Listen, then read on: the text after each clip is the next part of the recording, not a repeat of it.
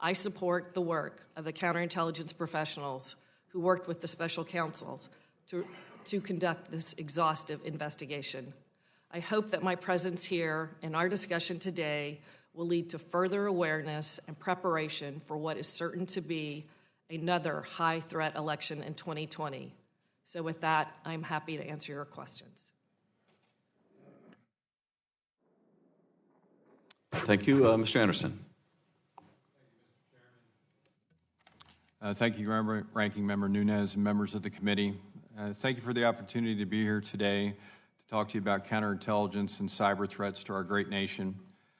I hope that my background and experience as the former Assistant Director of Counterintelligence for the FBI, where I was responsible for all counterintelligence, espionage, and economic espionage matters, can assist in shedding some light on the daily threat our country faces from foreign intelligence services. These threats were highlighted several times by the heads of the United States intelligence community and also in the report on the investigation into Russian interference in the 2016 presidential election, which is commonly known now as the Mueller report.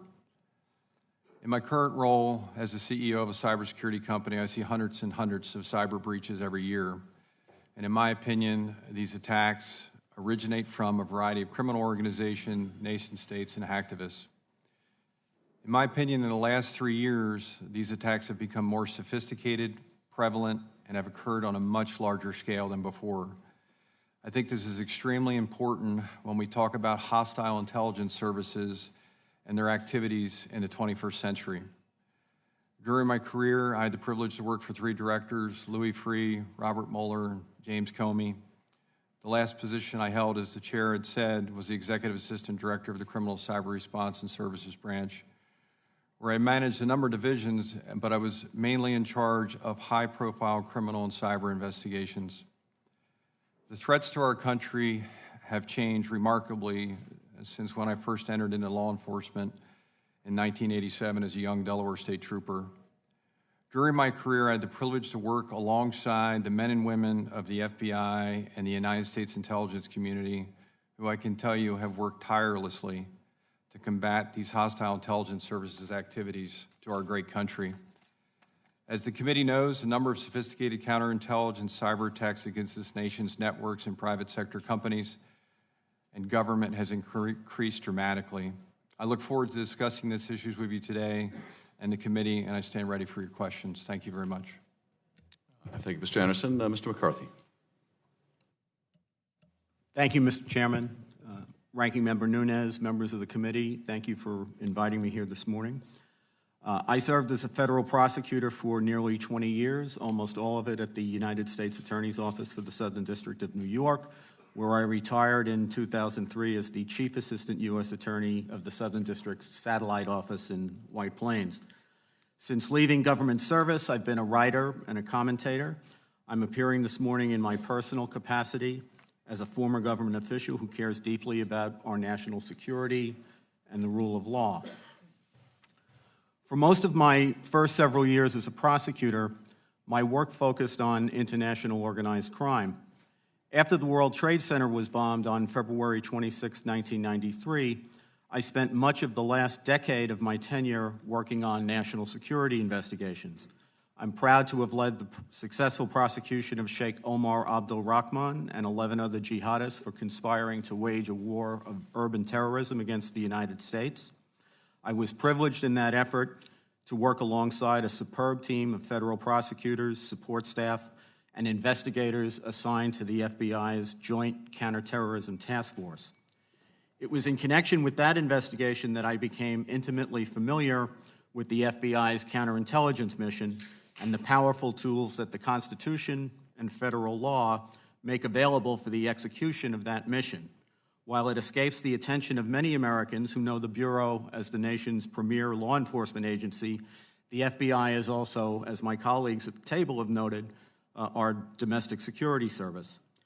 This is a purposeful arrangement on our government's part to have both the national security and the law enforcement mission housed in the same, under the same bureaucratic roof, and I believe it's a prudent one and that the FBI does it, generally speaking, in an exceptional fashion.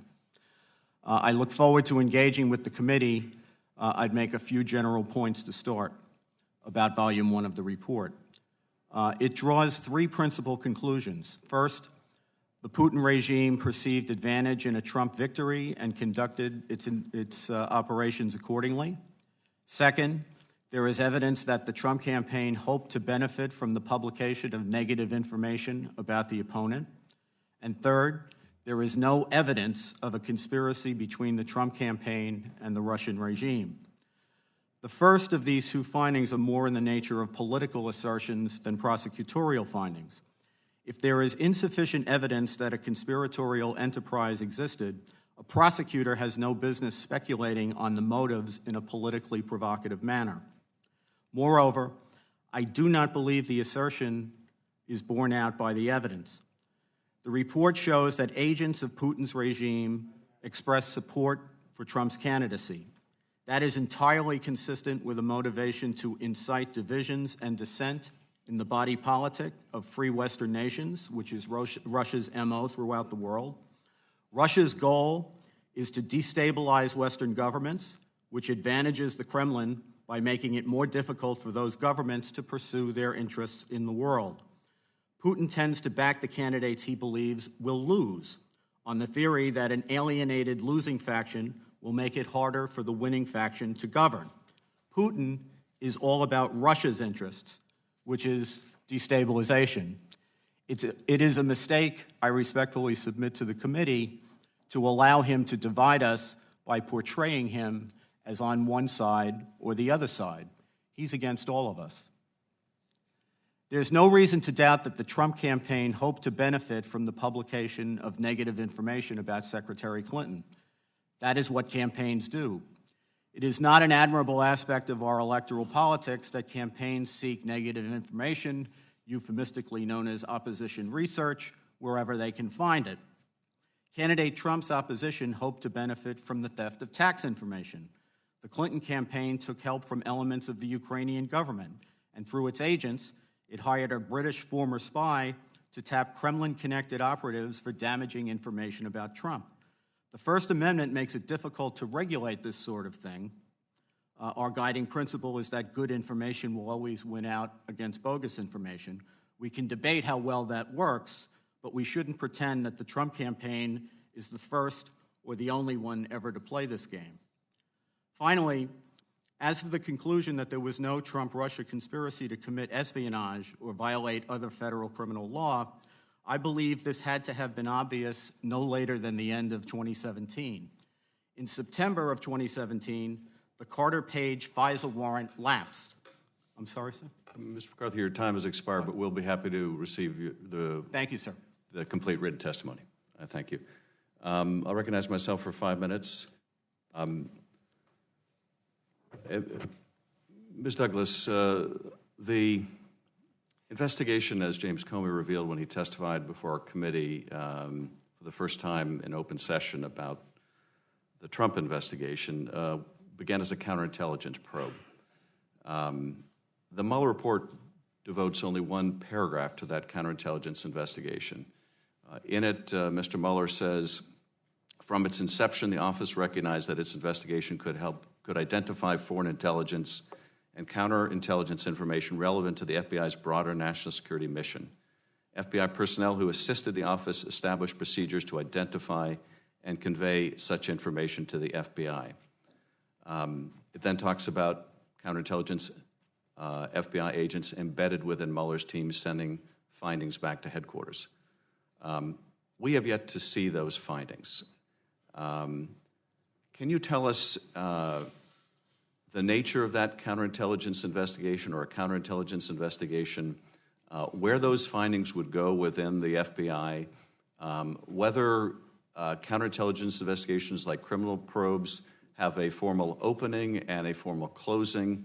Since a counterintelligence investigation doesn't result necessarily in criminal charges, when does a counterintelligence probe come to an end, and where do we need to go to find out answers? Thank you. So I do recall reading that paragraph in the report, and based on the paragraph, it sounds like there are intelligence components sitting within the Mueller investigative team that is reporting other information that may fall outside the purview of the scope of the Mueller investigation.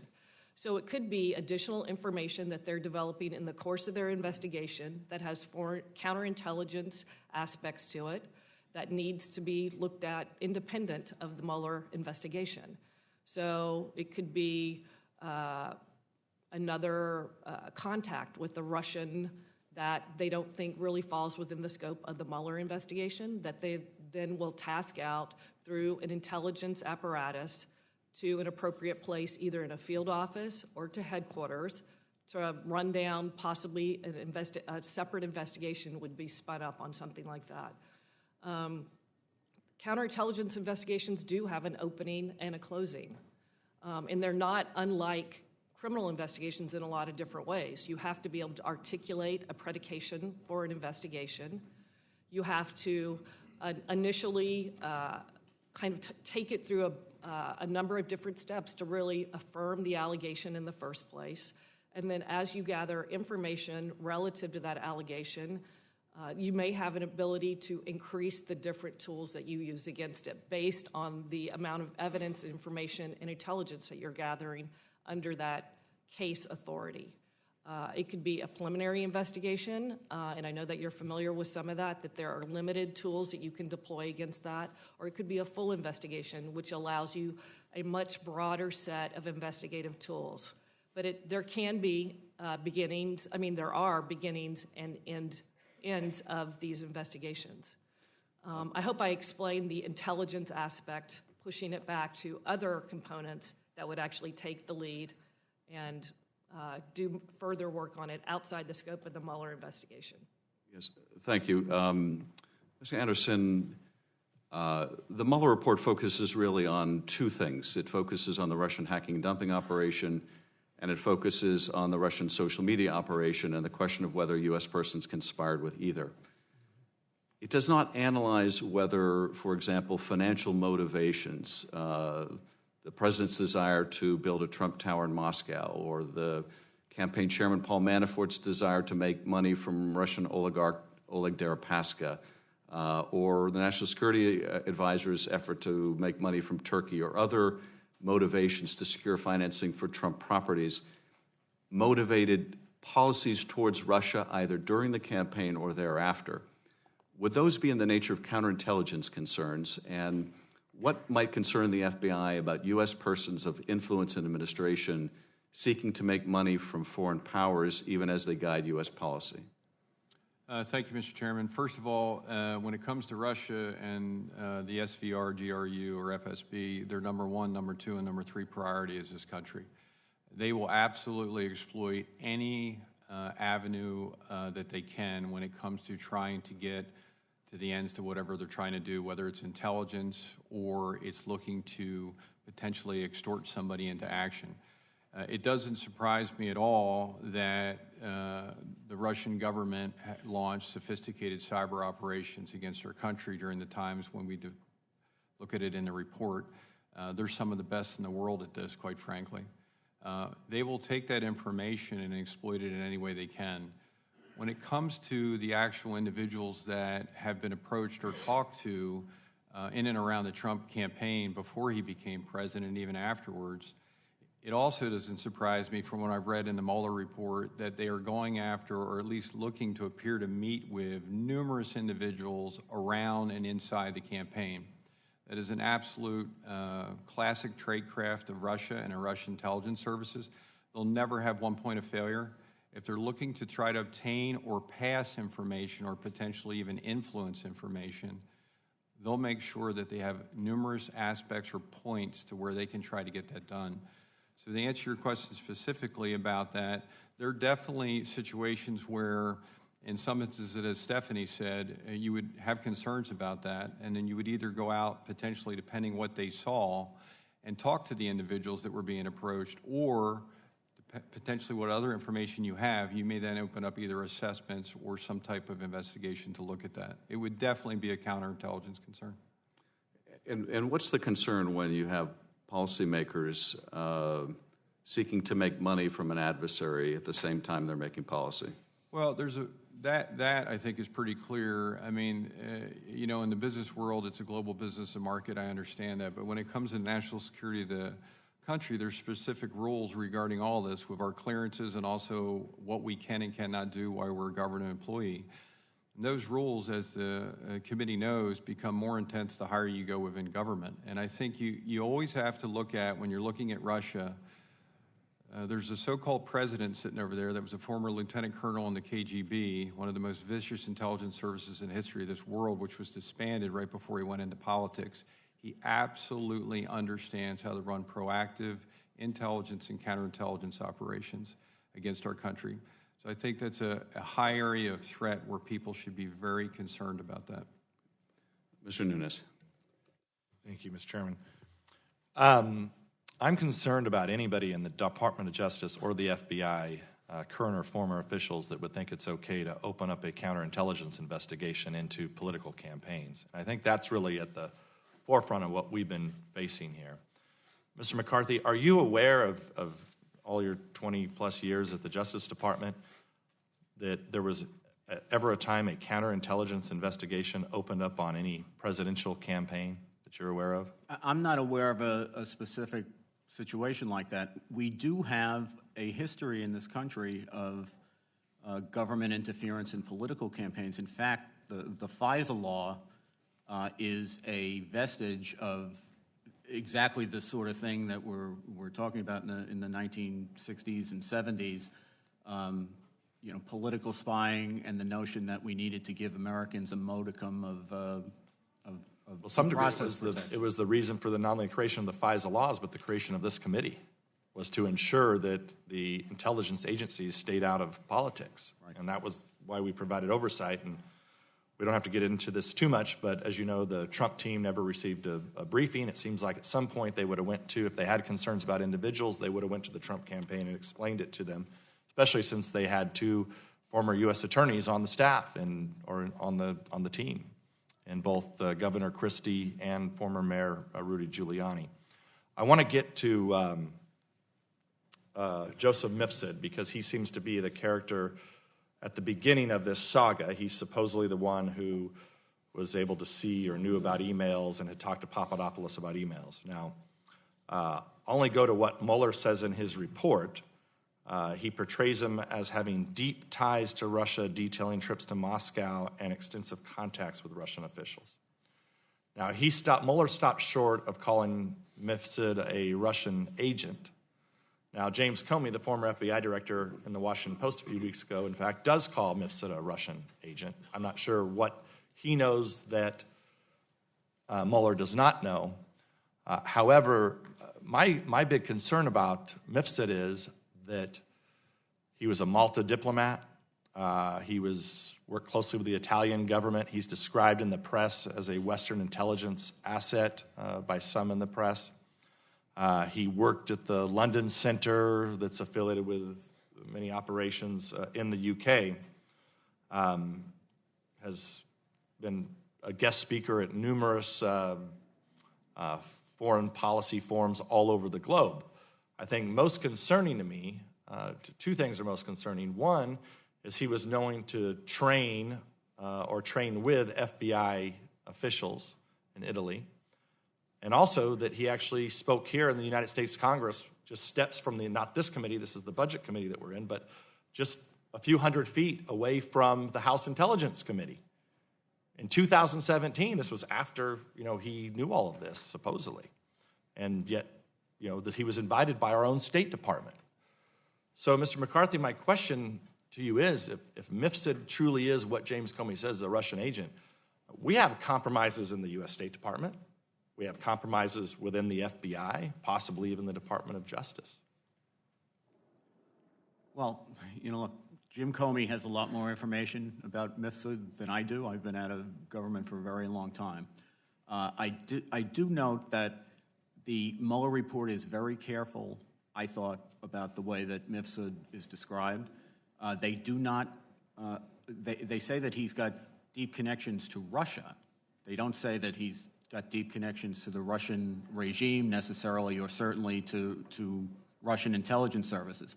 I thought it was interesting that we learned in the Mueller report that Mifsud was actually interviewed by the FBI and denied having told Papadopoulos that they discussed emails. The reason I found that interesting is if there's anything we learned from the Mueller investigation, it's that Mr. Mueller was quite good at bringing false statements prosecutions if he thought that he could prove that the witnesses who they were interviewing had given false information to the FBI. No such prosecution was ever brought against Mifsud, so I just thought that was an interesting fact as well. And also in the Mueller report, in one of the footnotes, they refer to a media story, which I outlined in my opening statement. In that same media report that they used to justify where Mifsud worked, they left out the fact that in that same media story, he was described as a Western intelligence asset. Why didn't that make it into the Mueller report? You're asking the wrong guy. It's a little peculiar, I would think. My time is up, Mr. Chairman. I'll yield back. Mr. Himes. Thank you, Mr. Chairman. Thank you to the panel. The Mueller report highlights the counterintelligence risk posed by financial leverage that the Russians may have had over individuals, a variety of individuals close to President Trump, especially Paul Manafort. The report explains that, quote, Manafort had connections to Russia through his prior work for Russian oligarch Oleg Deripaska and later through his work for a pro-Russian regime in Ukraine. Manafort stayed in touch with these contacts during the campaign period through Konstantin Kilimnik, a longtime Manafort employee who previously ran Manafort's office in Kiev and who the FBI assesses to have ties to Russian intelligence. We also know from reporting that Manafort owed Deripaska substantial sums of money. Many of Manafort's contacts with Kremlin-aligned actors took place while he was chairman of Donald Trump's campaign. Among other things, Manafort, quote, instructed Rick Gates, his deputy on the campaign and a longtime employee, to provide Kilimnik with updates on the Trump campaign, including internal polling data. It appears that Manafort believed that by sharing confidential campaign information with Deripaska, one of Putin's most loyal oligarchs, he could resolve their, quote, disagreement originating from several lawsuits filed by Deripaska against Manafort. The ranking member's opening comments that the contacts with Russia were ordinary, notwithstanding, and Mr. McCarthy, with due respect to your many decades of service to this country, that is not what campaigns do. Sharing internal polling data with a hostile foreign power is not what campaigns do. I'm willing to bet you or anybody else my next paycheck that not a single member of the United States Congress, the 535 of us, ever asked our campaign managers to share our internal polling data with a hostile foreign power. So, Mr. Anderson, let me start with you. How could the Kremlin or its intelligence services try to exploit Manafort's longstanding business and personal relationship with Konstantin Kilimnik, who the FBI assesses to have ties to Russian intelligence, and to Deripaska? How could they use that relationship? What counterintelligence risks are posed by such a relationship with a presidential campaign? Well, there's a lot, sir. One, obviously, they would exploit, if they did have financial leverage on that individual, they would exploit every aspect of that. The one thing I will tell you about Russian intelligence services is if you read a book from 1940, they're the same. They are a in-your-face, not a very polite bunch of people that will use any means possible once they've locked on into an individual that they deem necessary to get to whatever end they're going after. So not only would they exploit financial information from Mr. Manafort or anybody else that they could, but they would also use that then to look at individuals around those financial transactions. So in other words, not only going directly at Mr. Manafort, but potentially going at individuals around those financial transactions that if for some reason that did not work against him, they would look at other avenues to get towards that. Thank you. Ms. Douglas, let me ask you a variant of that question. How could Russia's knowledge of Manafort's illicit dealings, for which he is now a tenant of the United States government, which stem from his work with pro-Kremlin parties in Ukraine, be useful as compromise or compromising material as the Russian government undertook a covert influence effort directed at the U.S. public? How could the Russians use what they knew about Paul Manafort to their advantage? Well, I think they did it very effectively. And one of the ways they did it that it's immediately apparent is they actually tasked him. And that's one of the initial tests when you are developing an asset for intelligence collection. Can you elaborate on that? You just said that the Russians tasked the campaign chairman of Donald Trump's campaign. Can you just elaborate on how the Russians tasked him? They asked him to provide polling data. And like you said, I mean, polling data isn't the keys to the kingdom, right? But it is a small step that illustrates his willingness to provide information to someone he knows he's beholden to financially, right? An ongoing lawsuit, fees that are owed, and he is willing to provide internal campaign information to a foreign government and to a person who was closely tied to the Kremlin. And I think that is a great illustration of how the Russians work. And Paul Manafort was very, very forward-leaning on volunteering all of his abilities, his experience, his connections. He made all that available in addition. But I thought that was very interesting, that they are tasking him and building upon that. And if he would have stayed with the campaign, I am sure they would have continued to task him. Thank you. I'm out of time, so I'll yield back the balance of my time. Thank you. Mr. Conaway. Thank you, Mr. Chairman. Thank our witnesses. Former FBI Director Comey testified before this committee in open session that the FBI coordinates with the intelligence community as an investigative technique in its investigations. It's since become clear that the U.S. intelligence community expended much time and resources in supporting the FBI's investigation into the Trump campaign for alleged but unfounded collusion with Russia regarding the 2016 election. In December of 2016, nearly a month after the election, President Obama finally ordered a review of Russian activities targeting the election. Why would the administration not conduct this type of comprehensive review earlier, especially given the October 2016 public statement by DHS, ODNI, and the FBI regarding Russian cyber activity? Why the timing? Sure. I think that they did take some investigative steps. It's debatable whether they should have taken more. I think to hear them tell it, they would say that they had to weigh the difference, the competing cost between what the reaction would have been if they had appeared to be putting their thumb on the scale in the middle of the campaign in an investigative way versus how do we stop Russia from doing what Russia was doing. And I think you can certainly argue whether they made the right value judgment there. So is it appropriate then, though, for an outgoing administration to use these extensive resources of the CIA, NSA, and the Federal Bureau to conduct that assessment and publicly release that assessment, but not give the incoming, not consult with the incoming administration that that's what they were doing? To my mind, the assessment is very peculiar in that, having worked in the government for a very long time, ordinarily the kind of an assessment that you're talking about there would be something that would take well over a year to do, certainly many months to do, even under circumstances where the information was readily available to investigators who had things like grand jury power in order to conduct the investigation. Seems to me that in this instance there was a rush to get that out within a matter of days and then roll it out while President Obama was still president. All three of you have, at least Mr. Douglas and Mr. Anderson, have extensive careers with the FBI. Is it,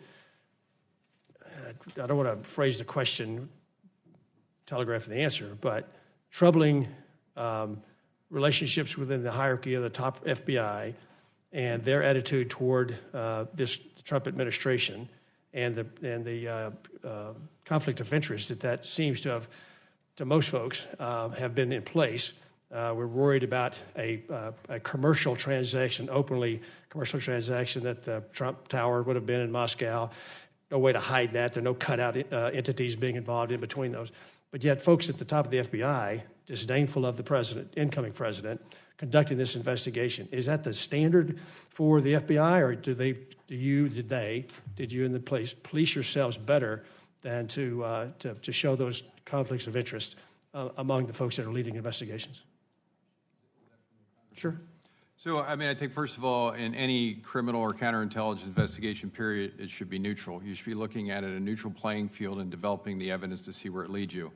And it should be able to stand on its own. So I think that is the way I worked it and was involved in cases for my whole career. As far as all the stuff that's gone on in the last couple of years, it's obviously very disconcerting about the different accusations that are taking place. I think that any of these investigations should have looked at specific facts and let the facts lead you where they go. It should not matter one iota if somebody's a Republican, a Democrat, or an independent. Ms. Douglas, what was your experience? Very, very similar to Bob's experience. You know, we were even talking earlier, we don't even know political preferences, and we've been friends for 2 decades. It's not, everybody comes into every position with a certain level of bias. How did leadership fail? If that's the normal way of operating, how did it fail with respect to several of the top folks involved in the briefings of the campaign and other things going on? How did that happen? Where they had clear preferences for Trump getting beat, they had some sort of secret weapon. How did the system fail itself?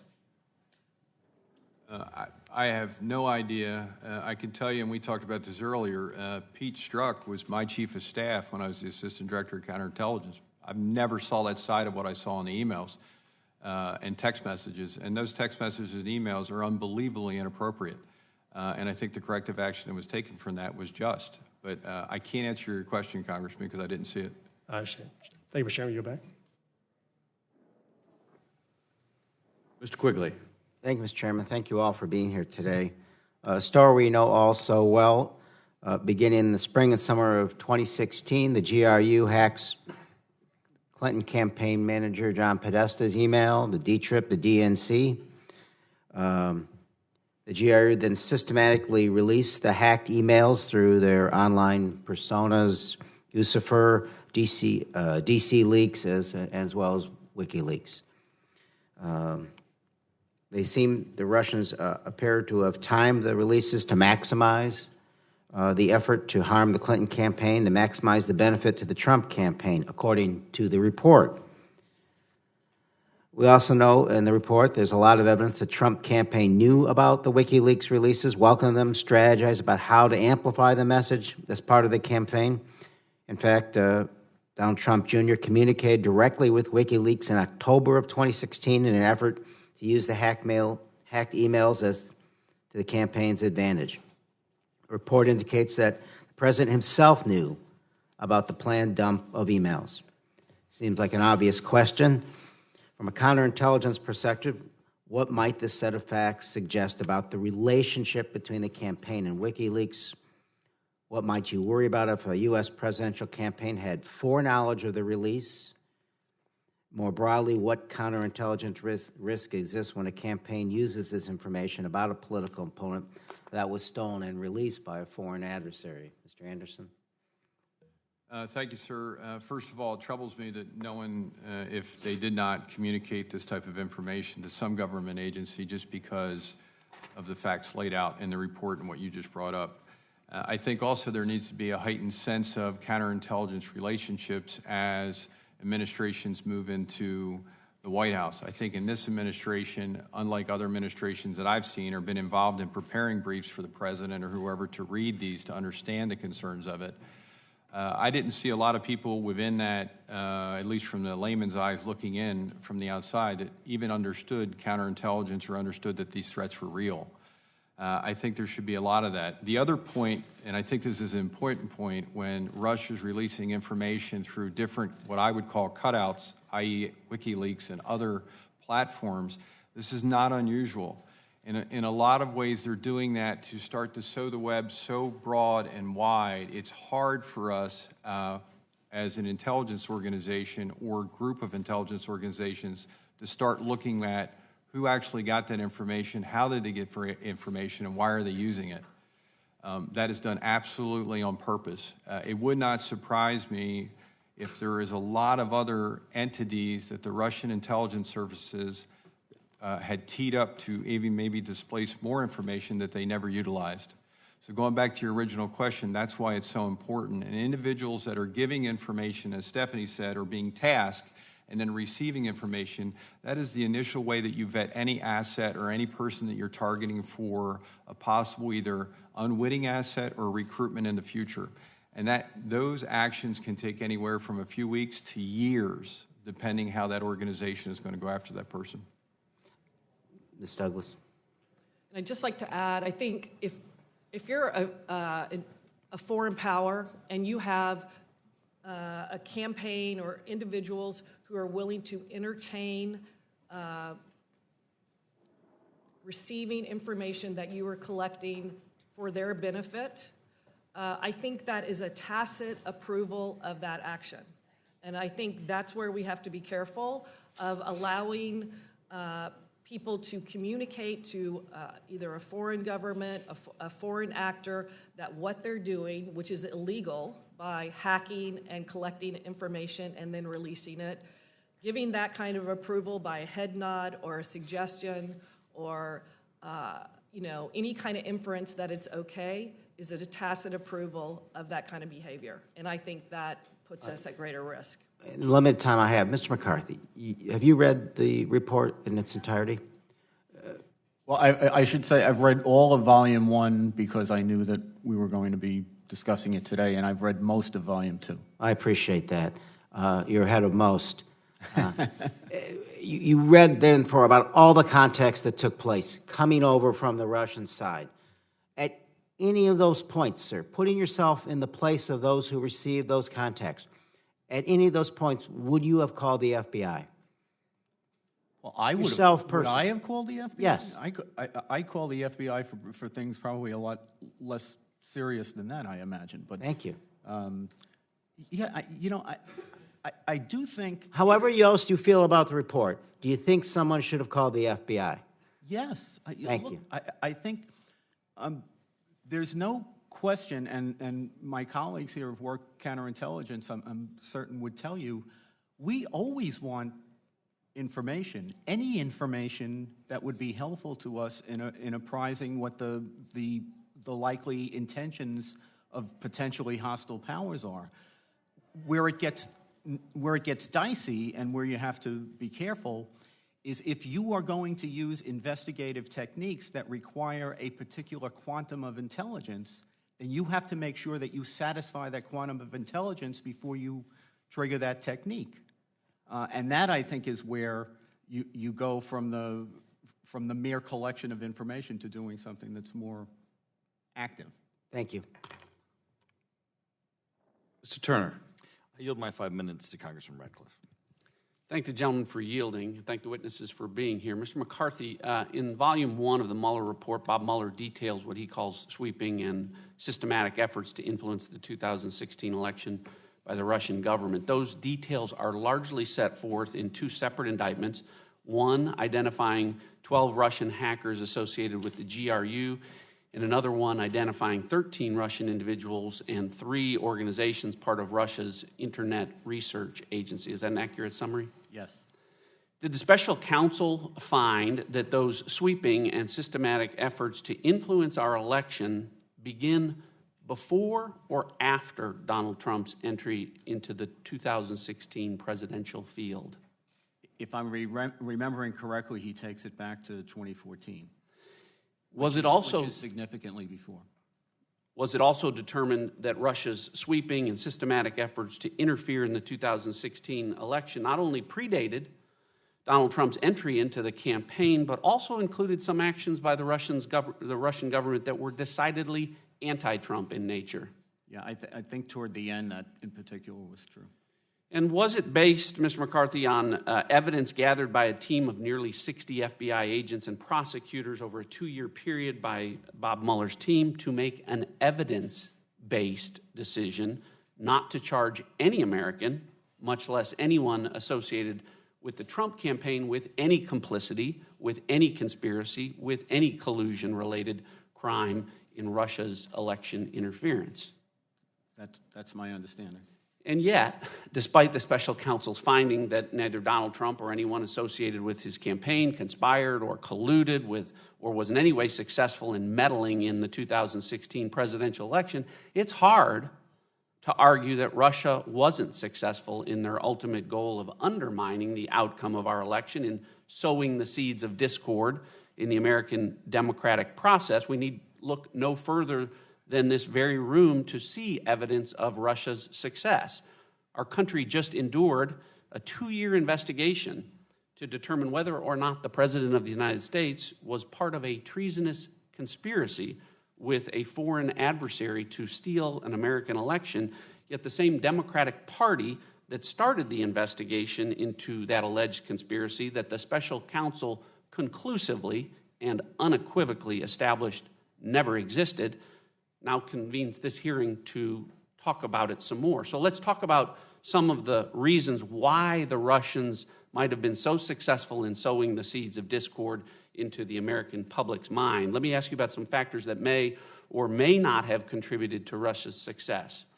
First, the Obama administration's decision not to advise candidate Trump during a defensive briefing in early August of 2017 about suspected Russian interference or infiltration into his campaign, while simultaneously opening a probe of the Trump campaign using foreign counterintelligence spying authorities. Do you think that might have been a factor that contributed to Russia's success? To Russia's success in sowing discord into the body politic? Yes. I don't know if Russia goes tactic by tactic. I'll say this. I think Russia succeeded beyond its wildest dreams, if that is what its intentions were. I don't think that necessarily means that particular entreaties by Russians to people who were connected to any campaign is something that isn't alarming and shouldn't have raised people's hackles up. So let me ask you, the Obama administration's intelligence community assessment that you referred to earlier, which was used to tell the American public that not only did Russia interfere with the 2016 election, but did so because Vladimir Putin was trying to get Donald Trump elected. Do you think that might have been a factor in Russia's success? Well, I think in terms of sowing discord into our body politic, the fact that particular conclusion does not seem to me to be compelling, given what the evidence is and given what we understand Putin's general approach to the United States and the West is. I don't think it helps to have people come out and say, Putin was in Trump's camp, when it appears that if we look at everything Putin does everywhere, Putin is in the camp of the people he thinks are going to lose because he thinks that's better for him. The Obama administration's use of FISA warrants obtained through verified applications based on the unverified Steele dossier, which the Obama Justice Department and the FBI knew to be an uncorroborated Clinton campaign opposition research document. Do you think that was a factor that contributed to Russia's success?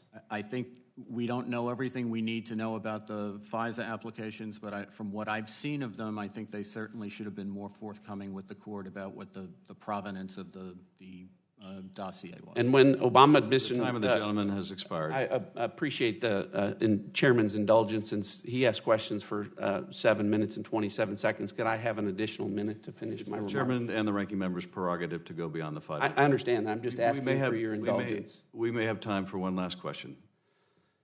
Well, obviously, I only have 5 minutes has expired, and I've run out of time to stop listing all of the other things that the Obama administration did or didn't do to cause or contribute to the success of Russia in undermining the 2016 election. So since the purpose of this hearing, Mr. McCarthy, is to learn lessons from the Mueller report, do you think it's fair for a lot of the questions that this committee needs to be asking to understand and to hopefully prevent Russia's success in undermining future elections ought to be focused on the administration of President Obama rather than President Trump?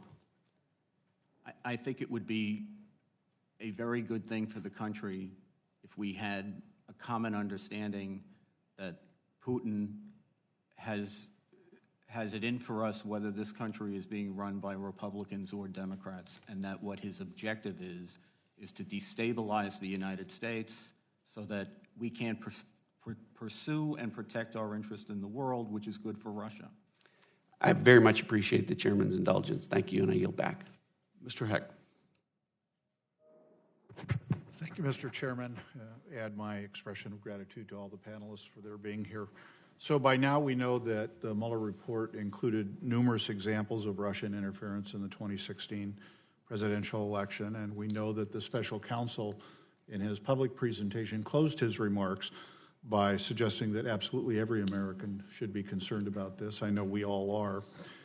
Instead, however, of addressing what FBI Director Wray described as an ongoing threat, contrasted to that, we have the president who has attacked the special counsel's investigation, attacked the FBI, generally tried to undermine the work product of the Mueller investigation.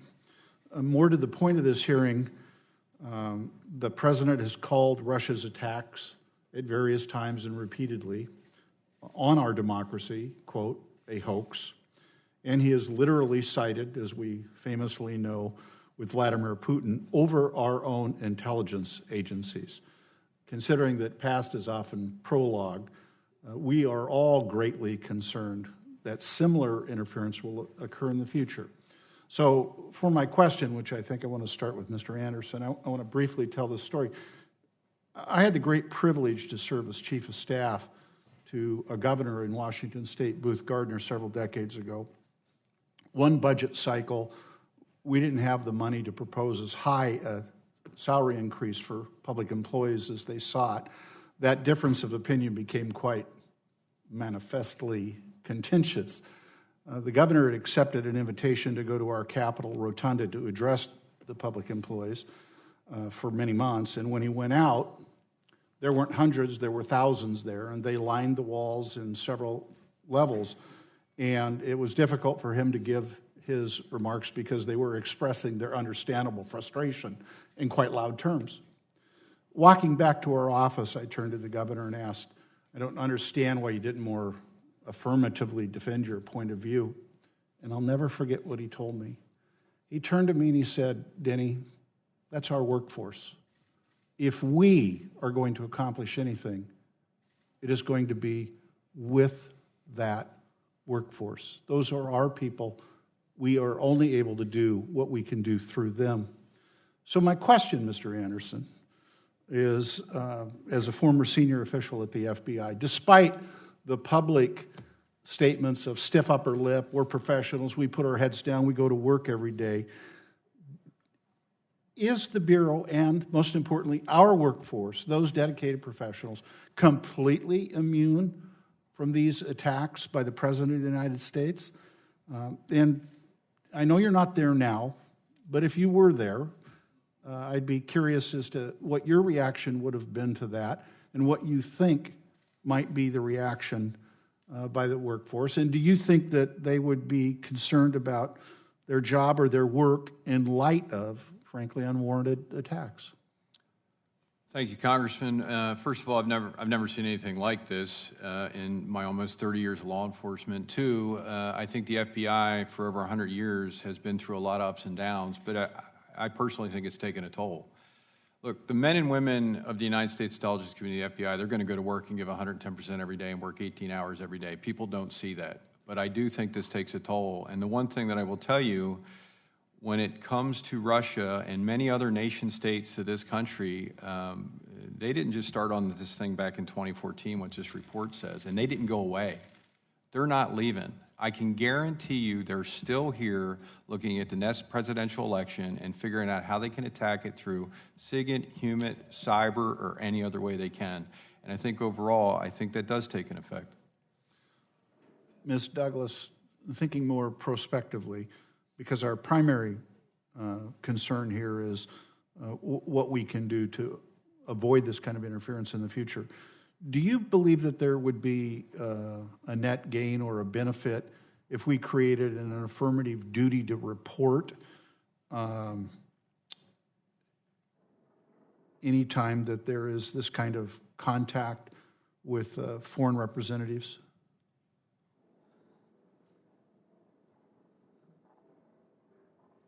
I think it would have to be very well crafted, given that people come in contact all the time with foreign nationals. It is a global world. I mean representatives, official representatives of a presidential campaign. I think even then you're going to have to be very careful on how you would do that. I just think that there's so much interaction in the global world, even here in D.C. There's so many opportunities to meet people. For the most part, they're not malicious. They're not intelligence officers. I think it's possibly something to consider, but again, it would have to be very well crafted, that it would be appropriate and would be something that you could actually do and be able to hold people accountable to. So my time has expired, obviously. We still beg the question that I hope we'll get a chance to get into is what your recommendations would be to avoid this kind of interference moving forward. Thank you. I yield back, Mr. Chairman. Dr. Wenstrup. Thank you, Mr. Chairman. Thank you all for being here. As a veteran, I have always tried to put my country first. And, through all of this that we're talking about, I think one of the things I'm most disturbed about is that an American political party would hire a foreign agent who works with agents of a foreign power, namely Russians, to create a fake document to attempt to destroy their American political opponent. And yet many in authority seemingly completely choose to ignore that that's not part of the conversation.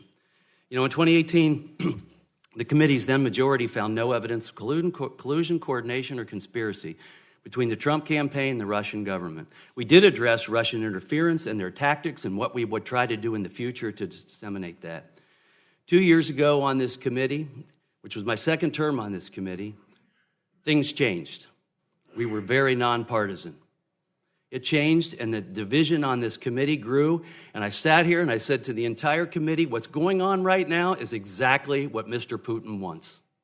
We're giving him everything he has worked for. And as you said, I think beyond his wildest dreams. We have.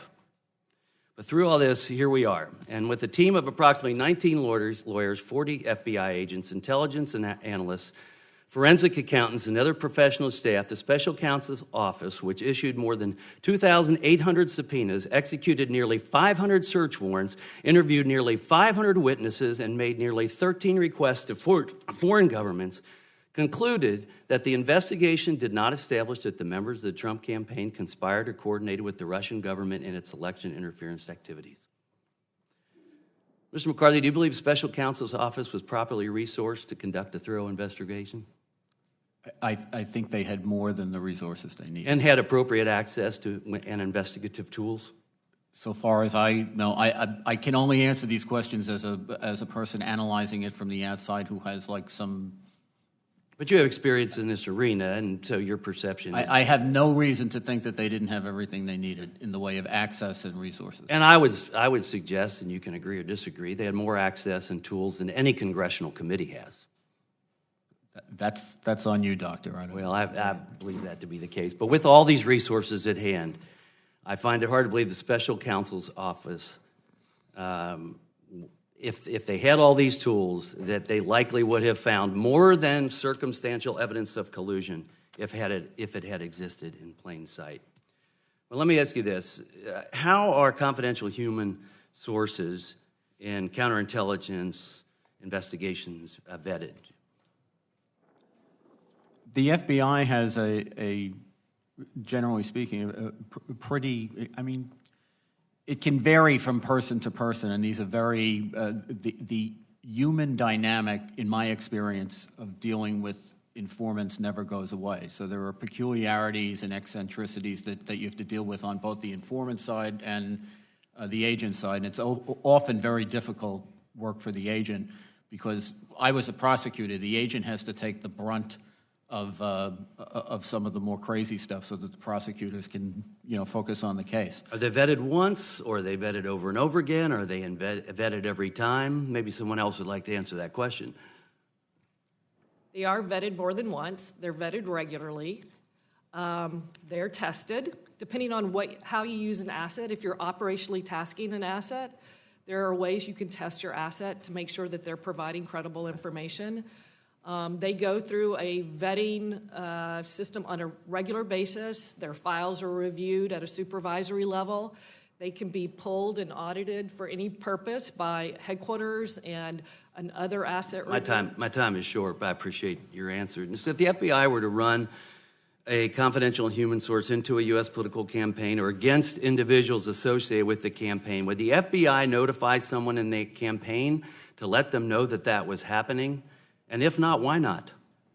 Ordinarily, no. If you're investigating the campaign, you wouldn't notify the campaign. Now, there's a difference. But if it's not the candidate, but someone in the campaign, and you have no evidence that the candidate is doing this, wouldn't you want to let the candidate know, the nominee for president of the United States, that someone in their campaign may be doing this? It seems to me you're in a different position at that time. Well, but I do think that this goes to what some of the members of the committee have mentioned, which is the idea of whether you do a defensive briefing or not. I think if what you think is that you have some people who are in the orbit of the campaign who are problematic, that might be something you'd give the campaign a heads up in the connection of doing a defensive briefing. If you've decided that everything in the Steele dossier is true and the candidate is the problem, I don't see how you would notify the campaign, since the candidate is the one person the campaign's not going to get rid of. Well, if someone in my campaign was doing something nefarious and engaging with a hostile foreign entity, I would sure hope I was informed. I yield back. Ms. Sewell. So my line of questioning has to do with the 14 pages in the Mueller report that deals with Papadopoulos' meeting with Mifsud, Joseph Misfud. According to the Mueller report, in late April 2016, Papadopoulos was told by the London-based professor Joseph Misfud immediately after his return from a trip to Moscow that the Russian government had obtained dirt on, and that's a quotation from the Mueller report, this is, had obtained dirt on candidate Clinton in the form of thousands of emails. 1 week later, on May 6, 2016, Papadopoulos suggested to a representative of a foreign government that the Trump campaign had received indications from the Russian government that it would assist the campaign through the anonymous release of information that would be damaging to candidate Clinton. Mr. Anderson, it appears to me that from reading of the Mueller report that Joseph Misfud was cultivated and communicated sensitive information to George Papadopoulos, who by March 2016 had been publicly named as the foreign policy advisor to then candidate Trump. Why might this type of cultivation raise flags at the Bureau? I would suggest that the fact that he was so engaged with Papadopoulos that he was a proxy of the Kremlin in that case, in this case. Can you elaborate a little bit about your thoughts about that meeting between Papadopoulos and Misfud and what red flags that would raise and how a foreign power would seek to leverage a relationship like that to its own intelligence gathering or policy objectives? Thank you for the question. I think one of the things people need to realize is when foreign powers are actually going at individuals to try to gain access or potentially recruit or use them unwittingly, it's not like you see on TV. A lot of the times the people that are coming at people, they intentionally, and I don't know if he was a source of the Russian government or not, but they will utilize individuals in academia, they will utilize people in certain social sections, they will utilize people outside of threatening environments to where you're meeting with an official of the Russian government. And so for people like me that have worked this for a very long time and seen thousands of these different types of cases, that does raise the level of suspicion. Now, the one thing that troubles me even more is once the tasking starts. And as Stephanie said earlier, I cannot tell you when it comes to validating, vetting, potentially recruiting, or just seeing if this is somebody that you should potentially spot and assess for later recruitment, this is a big deal. And they're going to watch to see what the information is given and then given back to that individual. So from an academic side, I can tell you that the Russians' intelligence services use this a lot. Yep. And they also use it in different circles. So, Ms. Douglas, Papadopoulos was told by Joseph Misfud that Russia had Clinton emails, and crucially, of Russia's desire to release them anonymously, well before that fact became public. Why might a foreign adversary like Russia want to provide such sensitive information to someone like Papadopoulos, a presidential campaign staffer, and why might what might they seek to gain from having that? Right. You know, one of the things I thought was very interesting is Papadopoulos said that he was of no interest initially when he met Mr. Misfud, right? Until he told him that he was involved with the campaign. And then all of a sudden, there was this re-engagement after he returned from Moscow. He is one of the many areas where they're looking for opportunities. And they're looking to establish relationships that maybe are not overly successful on that first once or twice where they actually have conversations, but they want to establish a relationship for the future. George Papadopoulos wasn't a heavy player in the campaign. You know, he was very early on with his assignment at the campaign when they started having conversations, but the Russians know that, hey, he's early on with the campaign now. He could potentially be with the administration in the future, and we want to get in good with him now. And, you know, through Misfud and another Russian national, Papadopoulos was introduced to members of the Russian Ministry of Foreign Affairs. Papadopoulos used his relationship with the Russian Ministry of Foreign Affairs to push for a secret meeting between Donald Trump and Vladimir Putin. What sort of countervailing counterintelligence risk might a secret meeting between a candidate, Trump, and Vladimir Putin generate? Well, obviously, pre-election, trying to set up a meeting between a candidate and, a leader of our most significant adversary outside normal channels, and Papadopoulos putting himself in that position where he could actually arrange it, honestly puts the campaign at even greater jeopardy. Thank you. Thank you, Mr. Chairman. Mr. Stewart. Thank you, Ms. Douglas. I appreciate what you said. You said something exactly right. I love the fact that you and Mr. Anderson worked side by each other and was not aware of each other's political views. That's the way it should be for law enforcement professionals especially. And when I listen to Mr. Comey, director of the FBI, Mr. Brennan, director of the CIA, the director of national intelligence, they sound like political hacks. And I wonder, how in the world could someone so political and so partisan be selected to such a position of leadership? You two set a much, much better example of that. Mr. Chairman, I'm glad you had this hearing. It gives us a chance to tell the American people the truth. It took courage to hold a hearing that demonstrates that much of what people have heard for the last 2 years simply is not true. And to emphasize what the Mueller report clearly found, the special counsel did not find the Trump campaign or anyone associated with it conspired, coordinated with Russian government, despite multiple efforts by Russian-affiliated individuals to assist the Trump campaign. I'd like to emphasize something that I feel very strongly about, and I think the American people feel very strongly about this. It's unfair.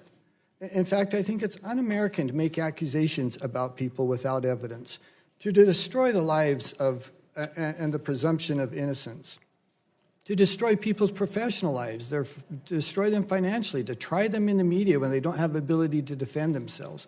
The American people know these things aren't fair, and the Mueller report and hearings such as this give us a chance to emphasize that.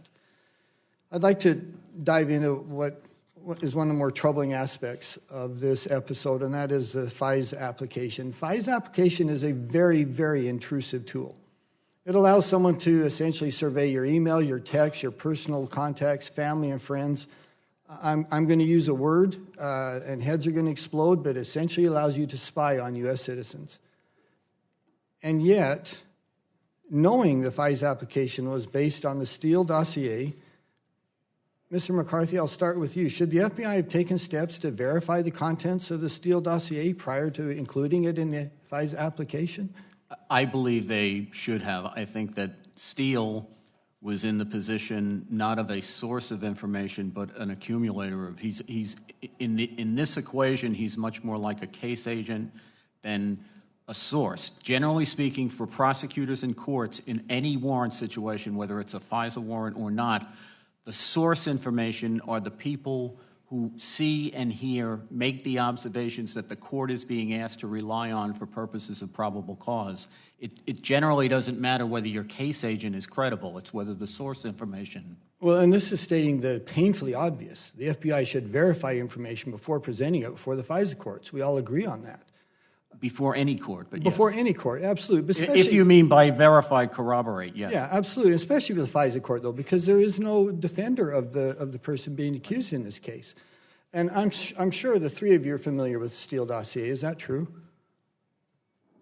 I've never read the Steele Never dossier. read it? Mr. Anderson? I have not read it either, Okay. sir. I've read it. Well, I would, okay, Mr. McCarthy, thank you. I would challenge you or anyone who's read the Steele dossier to tell us anything in there that we now know is true. Do you know of any accusation made in the Steele dossier that we know now is true? There are a number of assertions that are made in the Steele dossier which are true but of not great importance. Like, for example, we know that Carter Page did go to Moscow in July, for example. But that's what he did there is the subject of a great deal of back and forth. Right. But whether he went there or not, which the Steele dossier asserts, is not, I don't think, in conflict. Well, and so that's not an accusation because that's not a crime going to Moscow. It's well, none of it is, when you're dealing in counterintelligence, none of it is necessarily a crime. The question is whether he's acting as an agent of a foreign power. And so my point being is that this thing, which was almost entirely the basis for the FISA application, we now know that almost all the accusations in there are not true. None of them have been proven true. And so that then begs the second question, and that is, to your knowledge, and I'll ask any of the three of you because you surely have knowledge of this, has the FBI ever used political opposition research funded by a U.S. political campaign and including information from foreign agents in a counterintelligence investigation? Mr. Anderson, are you aware of that ever happening before? I'm not aware of anything. It doesn't mean that it hasn't potentially happened before, but I'm not aware. Okay, Ms. Douglas? Yeah, I'm not familiar with any prior use. Ms. McCarthy? Yeah, may I just say, I've taken information from the worst people on the planet. I've taken information from terrorists. I've taken it from murderers, from swindlers. When you do this kind of work, the people that you get information from tend not to be, the kinds of people. The question is, what do you do with the information when you get it? And the more suspect that the source of the information is, the more and higher your obligation is to verify it before you use it in any way that's going to intrude on anyone's rights. Yeah, thank you. My time has expired. We'll talk again. Thank you.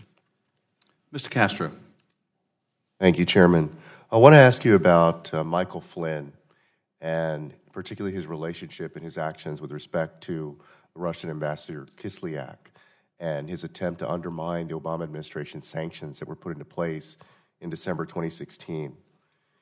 Michael Flynn used secret back-channel discussions with the Russian ambassador to, in effect, undermine the Obama administration's ongoing foreign policy.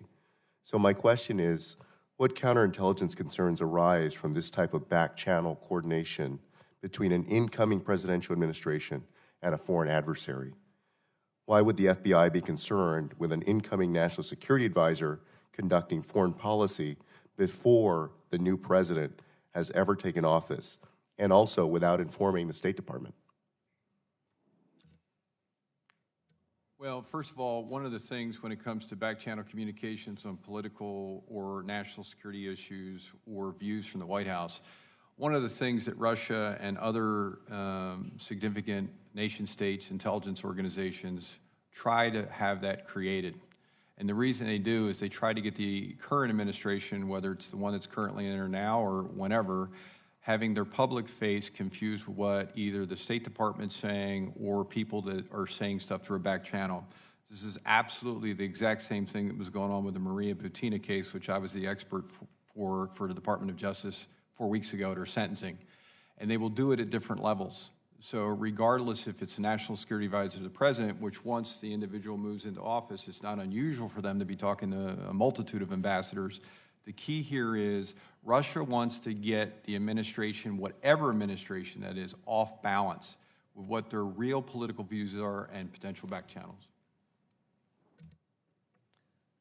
And I would just obviously agree that it immediately put the existing administration in a horribly conflicted position, and they didn't know it.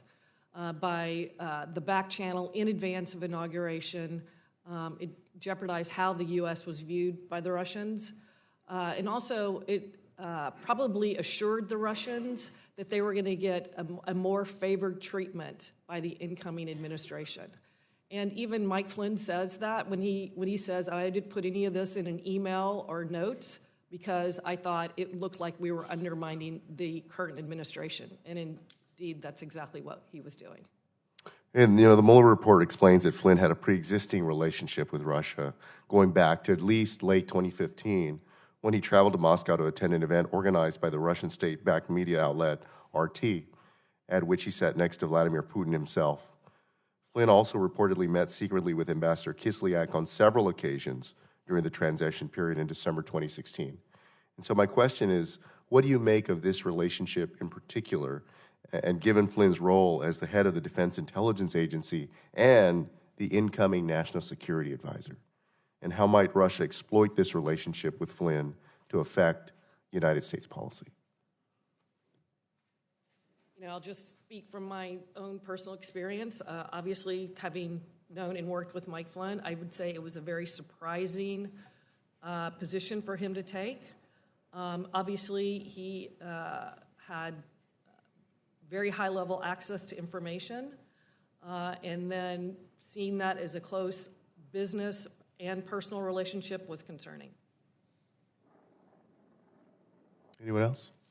I would just say, going back, and this all goes back to the clearance process and having sustainable clearances above the secret level of TS-SCI with very well-defined reporting requirements. I mean, I would report yearly just to maintain your top secret clearance as Assistant Director of Counterintelligence, traveling around the world, engaging with foreign intelligence organizations, hundreds of contacts of individuals that would either talk to me, stop by, have a conversation.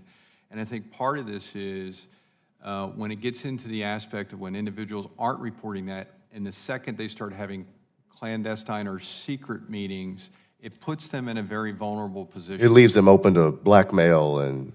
Well, it's definitely a vulnerable position because there's nobody in the room with you that can say, hey, here's exactly how the conversation went. So, and these are all tricks of the trade when it comes to hostile adversaries and intelligence services. Thank you, Chairman. I yield back. Mr. Crawford. Thank you, Mr. Chairman.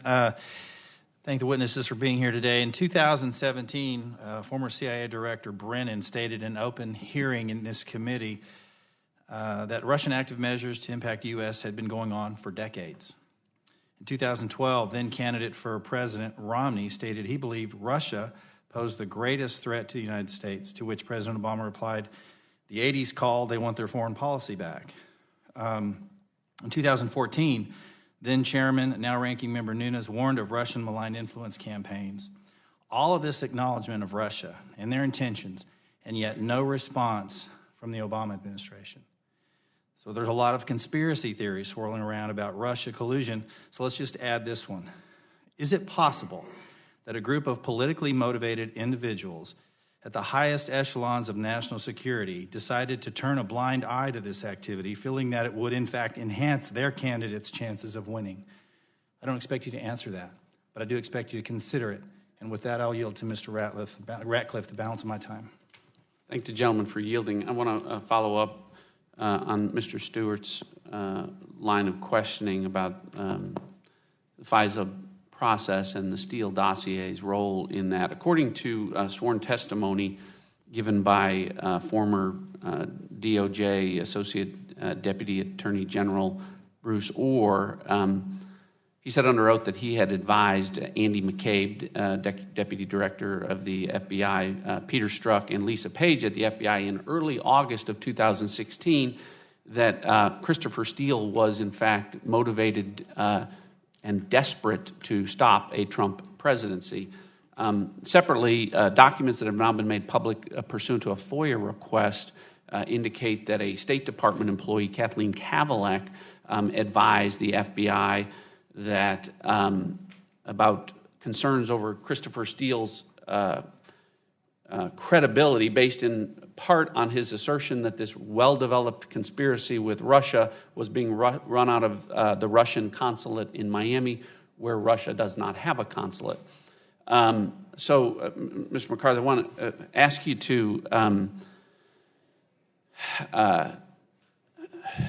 tell me what you think about that information and whether and how that information about Christopher Steele should have impacted how the Steele and whether the Steele dossier should have been presented to the FISA court. And you mentioned it, but I think it's worth mentioning again to also address as part of that whether or not it was appropriate to represent Christopher Steele as a source of information in that application.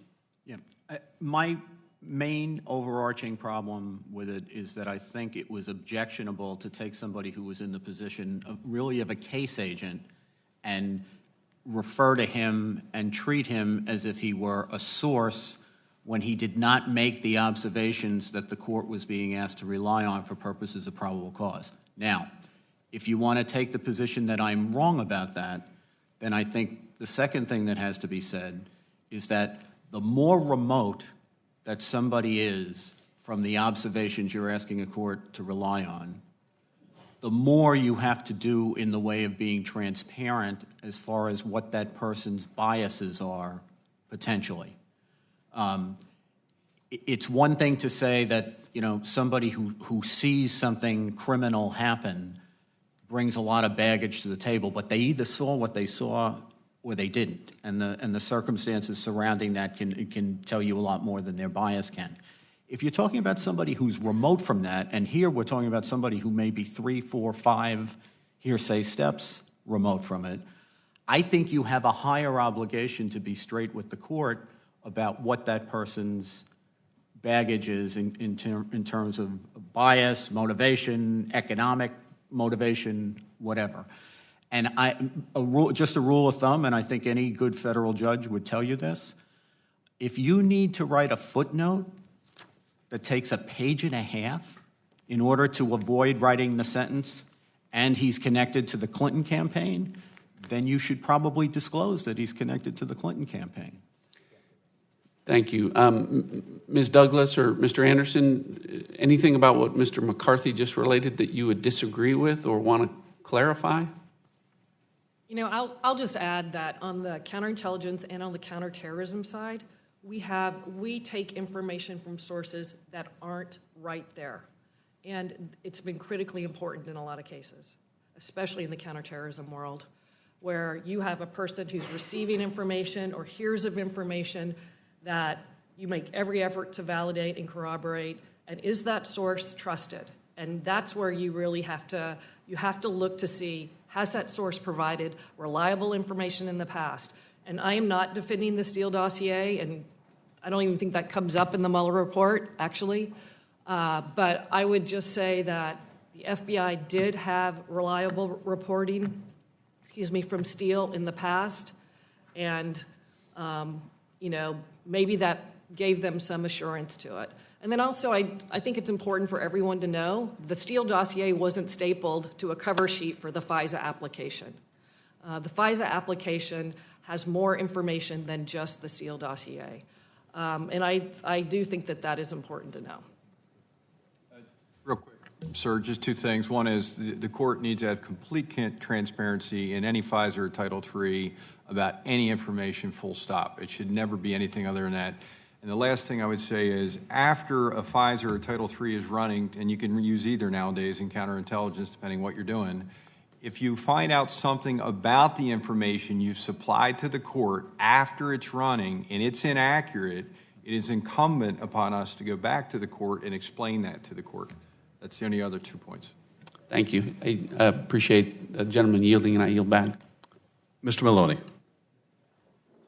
Thank the witnesses for being here. Just to return for a minute to Paul Manafort and the issue of sharing intelligence, sharing internal polling data. Consider the following from the Mueller report. Quote, because of questions about the polling data after it was sent to Kilimnik, the office could not assess what Kilimnik or others he may have given it to did with it. Close quote. Further, the report notes that, quote, Gates believed Manafort sent polling data to Deripaska, so that Deripaska would not move forward with his lawsuit against Manafort, close quote. Manafort also briefed Kilimnik on the Trump campaign and Manafort's plan to win, including campaign messaging and a discussion of battleground states, including Michigan, Wisconsin, Pennsylvania, Minnesota. What are the counterintelligence concerns about that the chairman of a presidential campaign would be providing that kind of information? I think Paul Manafort is trying to sell himself, right? So, I mean, he clearly talks about his time on the campaign being good for his business. His plan was to go out and monetize his expertise after the campaign. And excuse me. No, I'm just saying, I think he is providing polling data. He is talking to Kilimnik. He is doing everything he can to put his name out there with oligarchs, which are very much part of the intelligence apparatus for the Russian government. This is the senior person on the Trump campaign at the time. Yes. And I'm intrigued by your point about tasking. And I'd just like you to return to that for a minute, because isn't that really the magic moment? Isn't the magic moment when you've done all this work and you've been cultivating people like this and you tiptoe up to them and you use all these unoffensive contacts to get near them, and then you give them something to do that's wrong, right, that's inappropriate, and they know it's wrong, and they do it. Isn't that when you got them? Yes, of course, and it just continues to increase. And, you know, that's why I said, I mean, the Trump administration is so lucky to have Paul Manafort out of there, because Manafort was not going to stop at polling data. Because it's a test, right? It's if he'll do that, he'll do the next thing. And the deeper they get in, the more they got to keep going, right? Yeah. And so it's fair to say, had he stayed on as chairman, they would have kept tasking him, right? I would definitely assume that. And that's how you get in deeper and deeper and deeper. Isn't that fair to say? Yes. And it wouldn't just be him, right? It would be others that they're attempting and endeavoring to do this with. Well, I mean, it was very apparent that the Russians were in communication with a number of Trump associates and trying to establish these relationships. You know, who knows how far they would have gotten with certain people, but Manafort made himself available. He thought it was good for himself financially. He thought it could get him out of hock financially with some of the debts that were already owed as far as this lawsuit. And, you know, he continued to really advertise his availability to them. Fair to say that's a counterintelligence nightmare, Mr. Anderson? Well, it's not. It might not be a nightmare, but it's definitely something to be extremely concerned about, because, as was just discussed, that tasking will continue to whoever until you say no, and that's when the extortion starts. Right? And so that's when we talked about this several times in this committee. It's Bob's your best friend right up to the point that you don't give me what I'm asking for. Right. Mr. McCarthy, I'm very struck by your answer to Mr. Quigley's question, that you would hope that someone in the position of the Trump campaign officials would come to the FBI. You said you want them to come to the FBI, right? And in fact, one of the reasons that you said you wanted that was because you like the information. The FBI always wants more information. I understand that. But isn't it also the case that the reason that person comes to the FBI is to inoculate themselves against the very charge that they're playing footsie with a foreign intelligence service? Isn't that right? Yeah. And in fact, sir, if they did that, you would need a counterintelligence investigation, because you'd be working in partnership with the Americans in concert with their own government against that foreign interference. Isn't that fair? Well, yes, although on the government side of it, you also have to be very careful that they're not playing both sides. You can get played that way, too, and that happens more often probably. Played by whom? By the person who comes in to report to you. Fair enough, but in this case it was true. In this case, it was part of a systemic effort we now know. What you're saying is, had they just told the FBI, as you yourself said you wish they had, right, there wouldn't have been a counterintelligence investigation at that point, right? Well, but what you're saying is true. I'm having trouble following, because I've read the report. I don't think we're skipping a step here. I don't think that there's evidence that Kilimnik is a Russian asset. There's a lot of reason to be concerned about it. There's a lot of also information that Kilimnik was an asset for the State Department. The connection that Kilimnik had to Russian intelligence goes back 20 years ago. Forget about Kilimnik. No, what about the Trump Tower meeting? You guys are saying he was tasked. How do we know he was tasked? There's no evidence that he was tasked. I'm not asking you about Kilimnik. Excuse me, my time's expired. But with the chairman's indulgence, the Trump Tower meeting, or any of the improper contexts that we now know were part of this effort by the Russian intelligence services. My point is, sir, if the Trump campaign had simply picked up the phone and called the FBI and said, "We're worried about this," It would have gone a long way to inoculating them against the concern that they were working in concert with a foreign intelligence operation. I couldn't agree more with Thank you that, very much. and I think anybody who thinks that they've been approached by a Russian asset should notify the FBI. Thank you, Mr. Chairman. Mr. Hurd. Thank you, Mr. Chairman. I'd like to yield as much time as he may consume to the gentleman from California, Ranking Member Nunes. Thank you, Mr. Hurd. Appreciate that. I just want to take time to clarify a few things. Is it a crime for any American to appear on RT and take money from RT? I'm not aware that it is. No. I'm a little confused as to, I don't want to put words in any of the witnesses' mouth, but maybe it was from folks up here on the dais. But we have numerous former government officials and current government officials that appear on RT all the time and take money from it.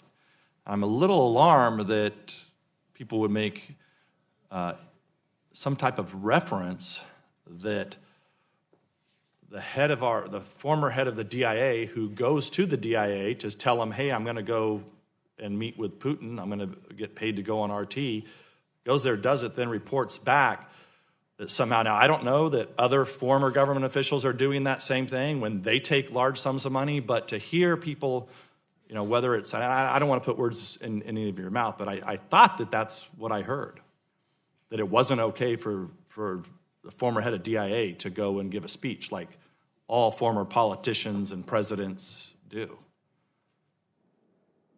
Did I hear that? Is it okay for General Flynn to go to RT or is it not? I mean, I think people do it all the time in the private sector and go give speeches. I think as long as that's what it is, it's fine. I mean, I know that General Hayden, a friend of mine, friend of this committee for a long time, I mean, I don't know if he was paid by RT or not, but he did many appearances on RT. The other thing that is a little alarming to me is this talk that General Flynn, by talking to the Russian ambassador when he's the incoming national security advisor, would be somehow targeted by the FBI or any counterintelligence capability in this country when he's just talking to the Russian ambassador, even if he doesn't agree with the Obama administration on sanctions. Because if that's the case, I mean, John Kerry should be under a full-blown criminal investigation for violating the Logan Act right now. Should John Kerry be under investigation right now for violating the Logan Act, Mr. Anderson? I have no idea what John Kerry's doing. I mean, well, it's been widely reported that John Kerry has had numerous meetings with the Iranian regime during the Trump administration. I would have to see a lot more about that, sir. I have no idea. I mean, as far as going back to your original question, sir, as far as like the incoming national security advisor talking to the Russian ambassador on its own, I mean, that's not something that's going to raise a counterintelligence flag.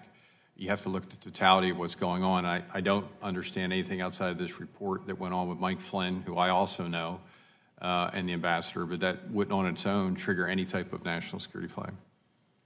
While it may not trigger an investigation, I think you have to be mindful of how that looks to the Russian government.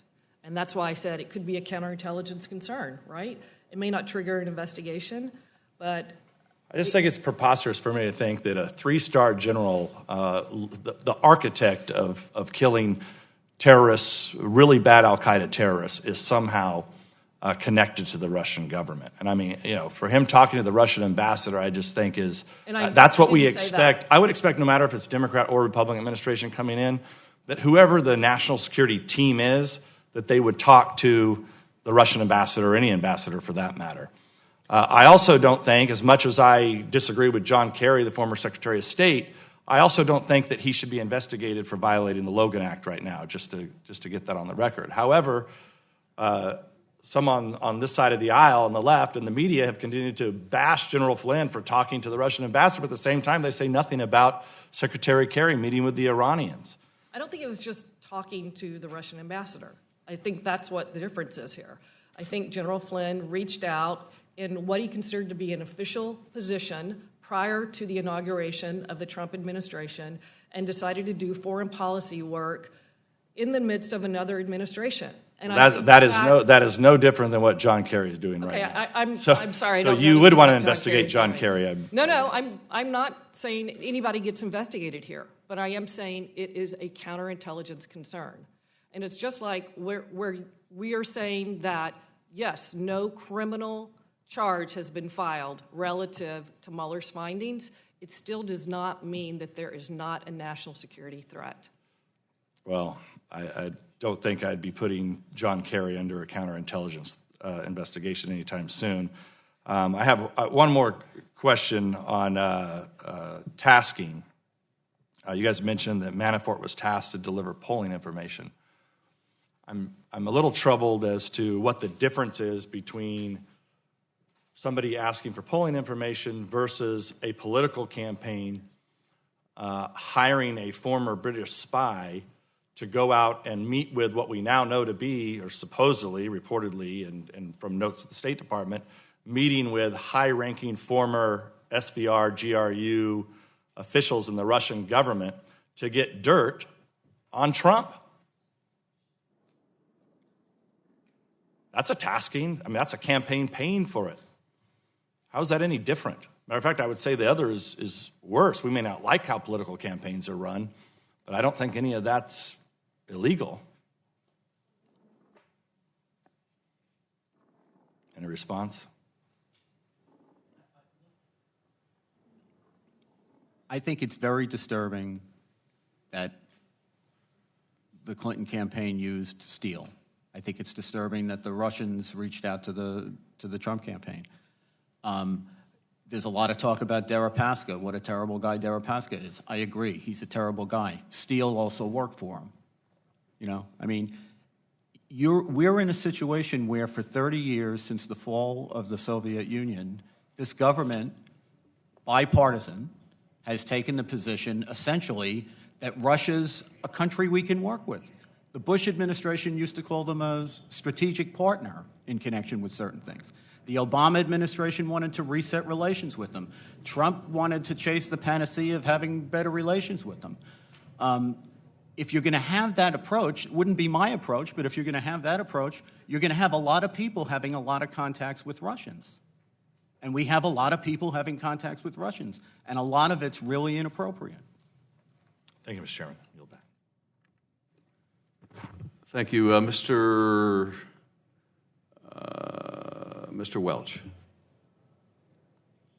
Thank you very much, and I thank the witnesses. The Mueller report describes efforts by the Kremlin to establish a back channel, and you spoke about how when they're, Mr. Anderson, they're always looking for many points of contact so they don't have a single point of failure.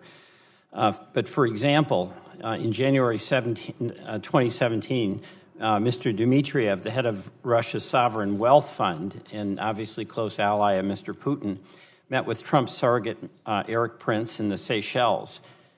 Prince later relayed what Dmitriev told him to Steve Bannon, and then separately in late November of 2016, Dmitriev began communicating with Rick Gerson, who was a friend of Jared Kushner. And over the next few months, Dmitriev worked with Gerson on a plan for reconciliation between Russia and the United States, which Gerson then funneled to Kushner.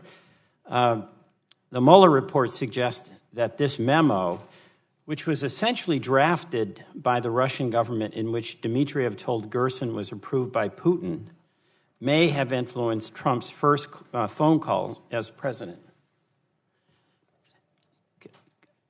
Can you explain this concept a little bit more of back channel and what sorts of counterintelligence risk can arise from such back channels? And the reason I ask is we're having a back and forth here, understandably, about political motivations. And in campaigns, campaigns tend to push the limits. But what appears to me to be unique about this is that Russians have information which becomes a tool for them to advance their policy interests as opposed to ours. Mr. Anderson? Yes, sir. Thank you. 2 points. One is you're absolutely right. One, it's for them to be able to be put in a position to advance whatever they're looking to gain from the United States instead of us. But two, it's also there to cause confusion and discord, right? Because as this different opposing policies or back channels start to go up through the different channels, it causes discord within those different organizations and up eventually to whoever's trying to get the official policy through, whether it's at the State Department or at at the White House. The one thing you will see, and I've seen it in this report, is with Russia, going back to the point about looking at different channels to try to make those things happen, you actually start putting people against each other, even inside the same office, because they don't understand that what is the official channel versus what we're hearing from the back channels. So when you say within an office, you mean like the FBI or the CIA or Office the of the State President, Department? bigger, Office of the President, the State Department, other areas within our country. And they'll do it not necessarily just right around the individuals who are located within there making the policies, but they'll also do it outside of that. And last point I'll make is one thing I think we really need to do is look larger also when it comes to Russia attacking our political infrastructure than just what we're looking at right here. Because I can guarantee you, again, I referenced the one trial I was the expert in a few weeks ago for DOJ. That is identical to what we're talking about. It's the same type of political back channels. All right. Ms. Douglas, thank you. Would you care to elaborate on this? Again, the focus for me is not campaigns pushing the limits so much as candidates becoming compromised by some of the actions that they take or information that they share. For instance, having a business in transaction involving multi-million-dollar potential profit obviously creates an incentive to protect that investment. Do you want to comment on that? Yeah, and I mean, I think it's important, and I think the report lays out how well Putin really puts to work all these Russian billionaires with outreach and connections to a number of associates and friends of family and friends of friends. And that's a good example. The reconciliation plan really is kind of a strategy document by Dmitriev, who's very closely aligned with Putin. I think he refers to Putin as his boss, and a friend of Jared Kushner's.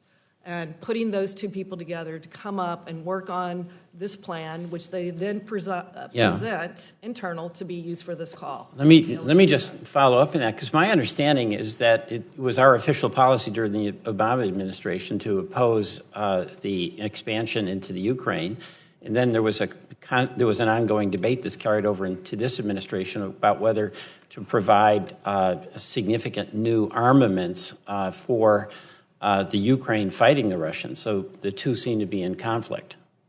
Yeah, I mean, I think just having that kind of external input into a very early stage administrative strategy appears to be very unusual. Thank you. I yield back. Thank you. Mr. Carson. Thank you, Chairman, and thank you all. When the June 9, 2016 meeting at Trump Tower was proposed to Donald Trump Jr., he was told that the Crown Prosecutor of Russia offered to provide the Trump campaign with some official documents and information that would incriminate Hillary and her dealings with Russia as part of Russia and its government support for Mr. Trump. His response, "If it's what you say, I love it." In other words, the son of a U.S. presidential candidate agreed to accept assistance from a foreign adversary to undermine his father's political opponent. What counterintelligence risks does this set of facts pose? And secondly, what would Russia's intelligence objective be offering such damaging information on a political opponent? And lastly, what other similar techniques used, if at all, were effective, and why might they be effective?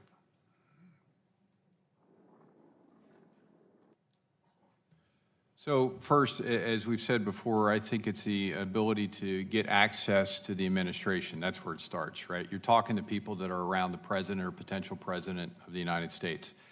From that point on, you have a voice inside that you can filter information to. The second point is that I think Russia looked at this way in advance on how to potentially target these different incoming administrations. In the current president's administration, the people that were around him were not savvy at all, in my opinion, to counterintelligence threats or national security issues. They're coming from the private sector and corporations, and I think they took advantage of that. In a lot of these instances, I don't think the Russians in any way needed to recruit anybody. They needed to be able to get in front of somebody and supply information so that that information then would be conveyed up to the president. Yeah, I would just add that I think by taking the meeting, and I don't think you need a lot of training for this, by taking the meeting, you've made yourself beholden to Putin in terms of however he wants to characterize it down the road, so that even if nothing inappropriate happens at the meeting, you have that vulnerability as well. So true. And it tells a great story of how the Russians work. It shows that a prior relationship that the Trumps had basically worked with another prior relationship to reach out directly to Donald Trump Jr. and dangle this potential piece of information. Now, the meeting resulted in nothing, but the fact that they used connections that they knew that Trump had in Moscow through business dealings to basically weave their way to get in front of very, very senior level people in the campaign, Manafort, Trump Jr., and Jared Kushner, shows kind of how they work. They use personal relationships, business relationships, and then they try and piece it together. And like Bob said, I think the one thing that's illustrated is the fact that they were able to access such a high level. Thank you. One of the topics of discussion at the June 9th meeting were the U.S. sanctions imposed under the Magnitsky Act. How might Russia have leveraged the Trump campaign's acceptance of Russian help to attack Hillary Clinton as an opening to seek access to and influence over Trump and his associates in order to affect U.S. policy regarding sanctions? I think part of that's more of the same. I think the biggest thing is access. In most of these types of situations, I think the acceleration of access to somebody as high as these people were, as Stephanie just said, doesn't happen as quickly. A lot of what you're seeing here is because, and as I said before, I think people aren't looking at it as a counterintelligence threat or necessarily a national security threat. They're obtaining that. And the reason I'm saying this, Congressman, is because I think that accelerates the process. How this usually works, it takes months to years to get access to individuals that will eventually go up into a level where somebody can relay information. I think one of the biggest things about this, though, is the acceleration of this process because they were able to get so high so quick. Thank you for your service. I yield back, Chairman. Mr. Ratcliffe. Hey, Chairman. Mr. Anderson, I both appreciated and agreed with your comments during my last round of questioning about the need to update and correct ongoing FISA applications. I want to ask you about the obligations as it relates to exculpatory information. As you know, in the criminal case, we have what's called the Brady Rule, where the government has an obligation upon request to provide any exculpatory information to a defendant that the government may have. Obviously, in a counterintelligence or Title III, it's a different proceeding where the defendant isn't represented. But we know that in this case, the FBI has asserted that the underlying predicate for this counterintelligence investigation was George Papadopoulos in a conversation that he had allegedly with an Australian diplomat. If the FBI had exculpatory information or contradictory information that contradicted that underlying predicate, would you agree with me that the FBI had an obligation not to withhold that and to provide that to the FISA court? I think the FBI, one, should have vetted both the information as best they could, and then two, I think there should have been a discussion with the DOJ and the FISA court about that information. And what if there was no discussion with the DOJ about that information? Would that have been improper? I don't know if it would have been improper, but I don't think that would have been the true transparency that those type of hearings need, especially as I think one of the congressmen brought up earlier. This is a significant power when you're looking at FISA or Title III authority. Mr. McCarthy, what's your take on that? You know, in our world, I'm in the same world you were in for a long time, which is criminal investigations. There's some laxity involved in how much you have to disclose with respect to exculpatory information, for example, in the grand jury. But I think the big difference here is that the criminal process has a way of keeping people honest that unfortunately the counterintelligence process doesn't. So even though when you go to get a search warrant or an arrest warrant from a judge in a regular criminal case, you get to go in secret. They're in the sense that they're sealed proceedings and there's no one there representing the defendant.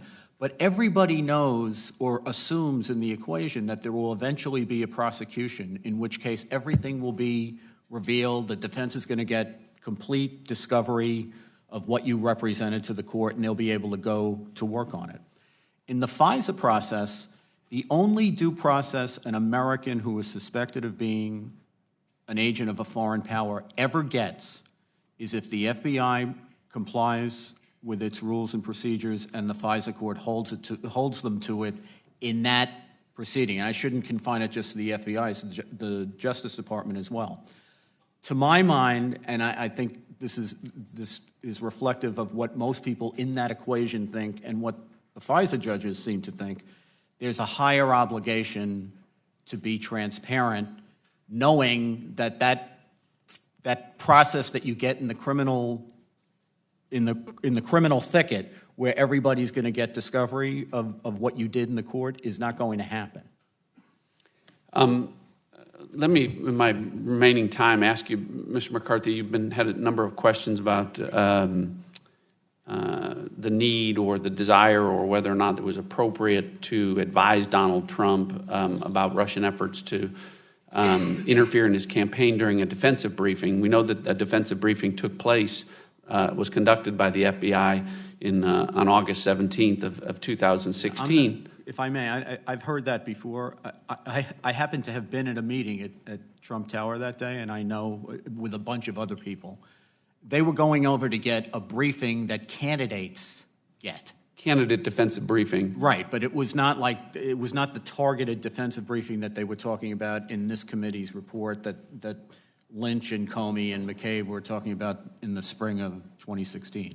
Okay, but to my question, earlier you said a reason that at whatever time candidate Trump may not have received a briefing about Russian interference efforts would be if they had already determined that the Steele dossier was true or that he was the subject of a criminal investigation.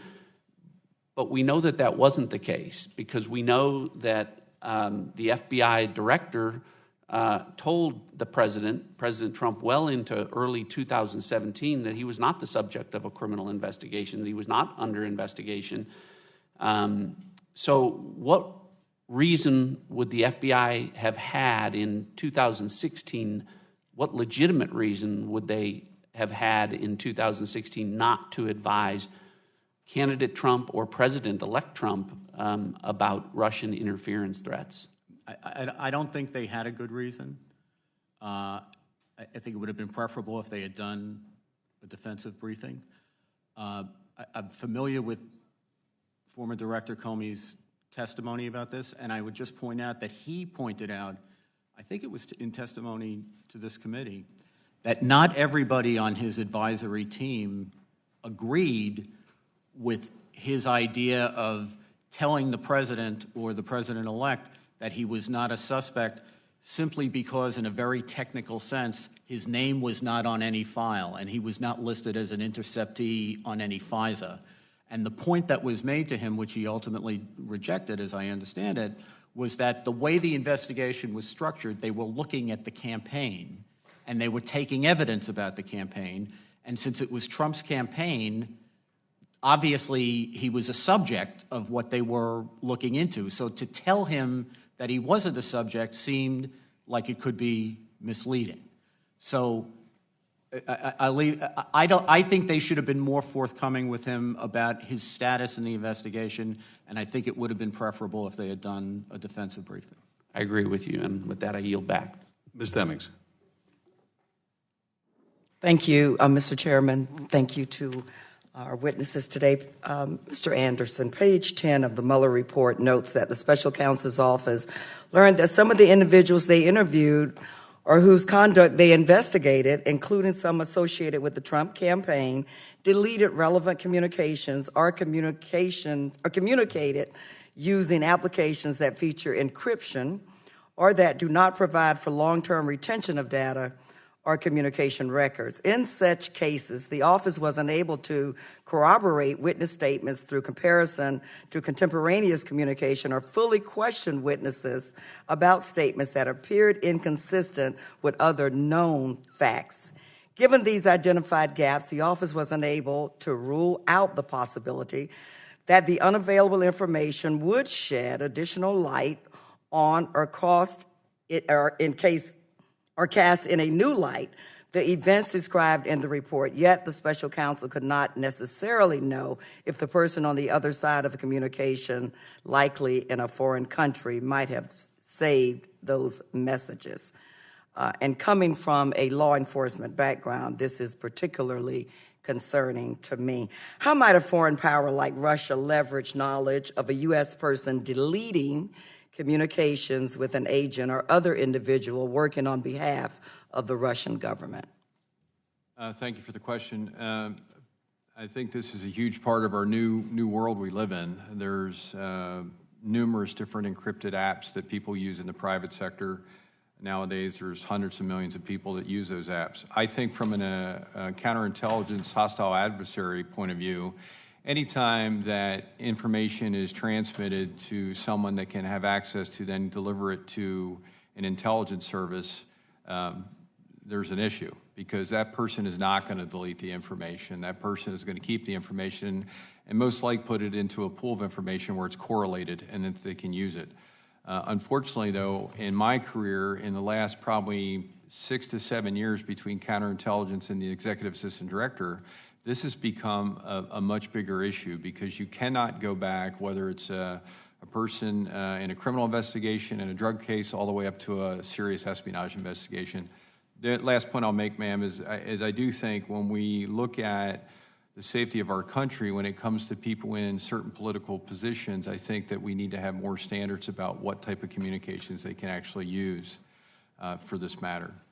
And you talked a little bit about this earlier, but in its heyday, the Soviet KGB collected reams of information on its surveillance targets.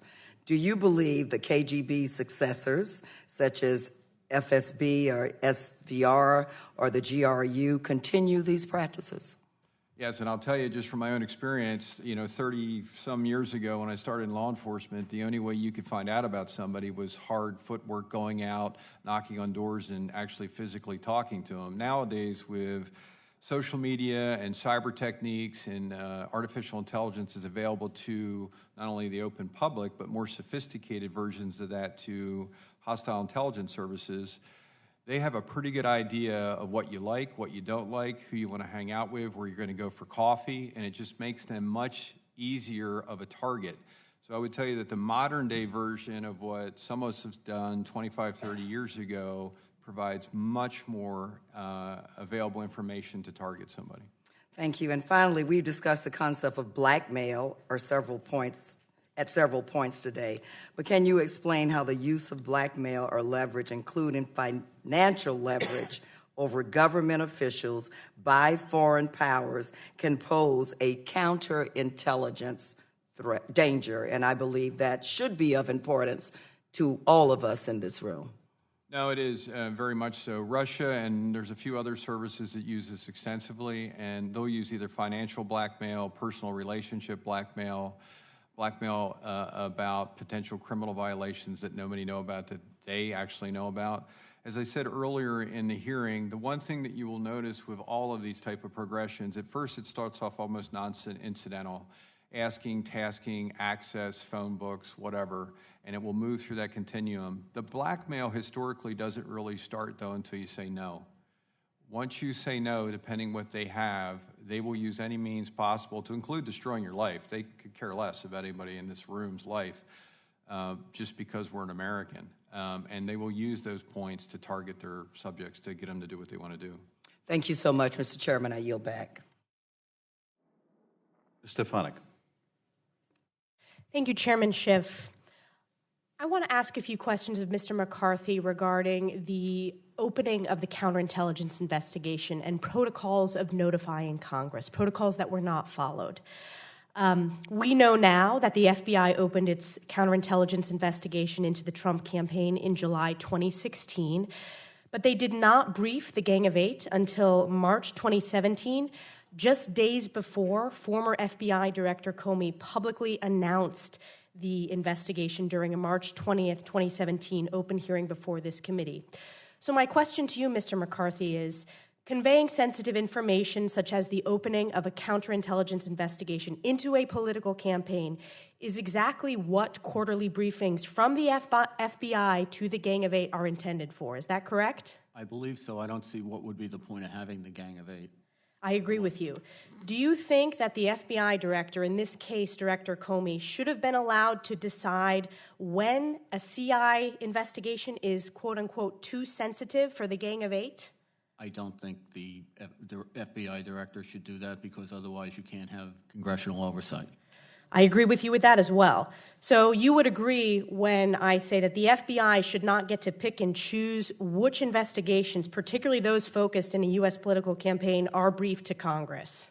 I think that's true, and I think, from what I understand from Director Brennan, he thought that he was obliged to comply with his Gang of Eight disclosure requirements. Is it appropriate for the FBI, in your opinion, to publicly announce the subject of an ongoing counterintelligence investigation in an open setting before fully briefing Congress on the matter? No, I don't think the counterintelligence investigations are classified. I don't think the FBI, when it can, should ever confirm the existence of an investigation. Counterintelligence investigations classified, that's like a double no-no, and there's no reason that I can think of to announce publicly the subject of such an investigation, or to say that there be an assessment at the end of crimes being committed. We know now that Director Comey failed to follow established DOJ procedures during the conduct of this investigation. In your opinion, why do you believe that Director Comey decided to publicly announce the investigation in March 2017 instead of following the protocol and immediately briefing the Gang of Eight during his quarterly briefings? I know Director Comey for 30 years. I have a lot of respect for him. And I think he goes about, in my experience, he went about his business in good faith. I'm sure if he had a reason, if he did something, he probably thought he had a good reason for it. I don't agree with whatever the reason was, but I can only assess what he did. I can't get into his head. I want to highlight that I've introduced legislation requiring the briefings to the Gang of Eight, to congressional leadership, when there is an opening of a counterintelligence investigation of a federal campaign. We deserve to know this. It is clear that in this case in 2016, the process and procedures were circumvented. This should have been briefed to the Gang of Eight, and I think that's one of the critical questions that we need to continue asking in our oversight capacity. So with that, I yield back. Before I yield to Mr. Krishnamurthy, I do want to mention, and this is through no fault of Ms. Stefanik, while I can't comment on the Gang of Eight briefings, the contents of the Gang of Eight briefings, the timeline you've set out is not correct. But I can tell you that once James Comey was fired, we no longer continued to get Gang of Eight briefings on this constellation of counterintelligence investigations, and we have not had one since, which is a real problem. Yep. And to this date, we have requested from the FBI and from the director a briefing on the status of the counterintelligence investigations. We do not know to this date whether they are ongoing. We do not know whether any of them have been closed. We do not know what those findings are, but we are determined to find out. Will the chairman yield? Yes.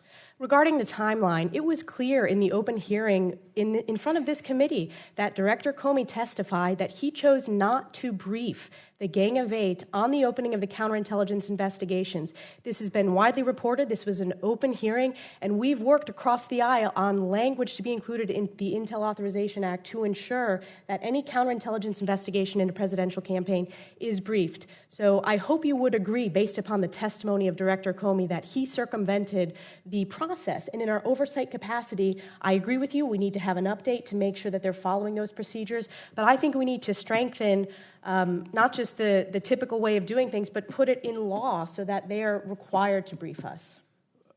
Mr. Vanek, I would only say that that was not his testimony, that the first time that he was briefing the counterintelligence investigation to us was contemporaneous with his disclosing it to the public. I did not say that in my statement. Will the gentleman yield? I said days before. So in March of 2017. And the representative is not accurate, but I cannot go into the timeline, but I can say that that's not accurate. I hope the members of the public would go back to Director Comey's testimony and follow the facts and just look at his direct testimony to this committee, which stated that he did not follow the proper protocols and procedures of briefing congressional leadership on the opening of the counterintelligence investigation. And I yield back. Mr. Krishnamurthy. Thank you for your service. Thank you for being here today. And thank you, Chairman. I want to focus on security clearances. This is an issue that comes before the Oversight Committee, and I'm shuttling back and forth this morning between these two committees. So I'd like to ask you about this particular topic. In order for any person working for the president to obtain access to the nation's most sensitive secrets, that person must undergo an FBI background investigation and obtain a security clearance.